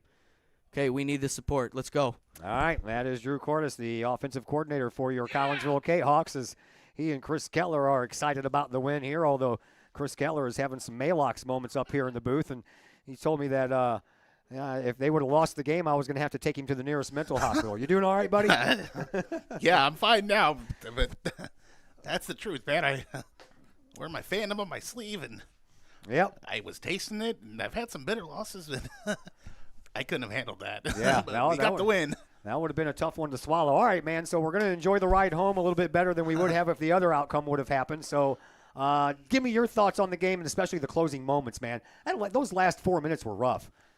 Yeah, you put so much on the defense. You ask them to do and do and do. They, like Coach said, they hadn't seen them pass that much, so it was just, it was so much to take in, and then just the end there that Maine West was probably going to get a score, and they did so much. They intercepted the ball a couple times in the last minute, and then you could get a crazy break there where they ruled it wasn't a touchback, but it all worked out in the end. And the Gales came out here on the road, and some people here in the Chicago area might look at this score and be like, "Who the hell is Collinsville?" Yeah, probably. How did they beat Maine West? Yeah. And so home game next week. Stay tuned to if we're gonna play Friday or Saturday. We're gonna have Lincoln Way West come to our place, and that's gonna be a tough one. I won't miss it. Thank you very much, Chris Keller. We appreciate you. All right, and a big thank you to Coach Cordes joining us in the postgame show, and Coach Rhodes joining us in the pregame show. This has been a lot of fun. It's been a fun weekend. Big soccer win yesterday, big football win here today. We're going to pack up and head back, so everybody enjoy what is left of your weekend, and we will talk to you at some point next week here on the Kahok Sports Network.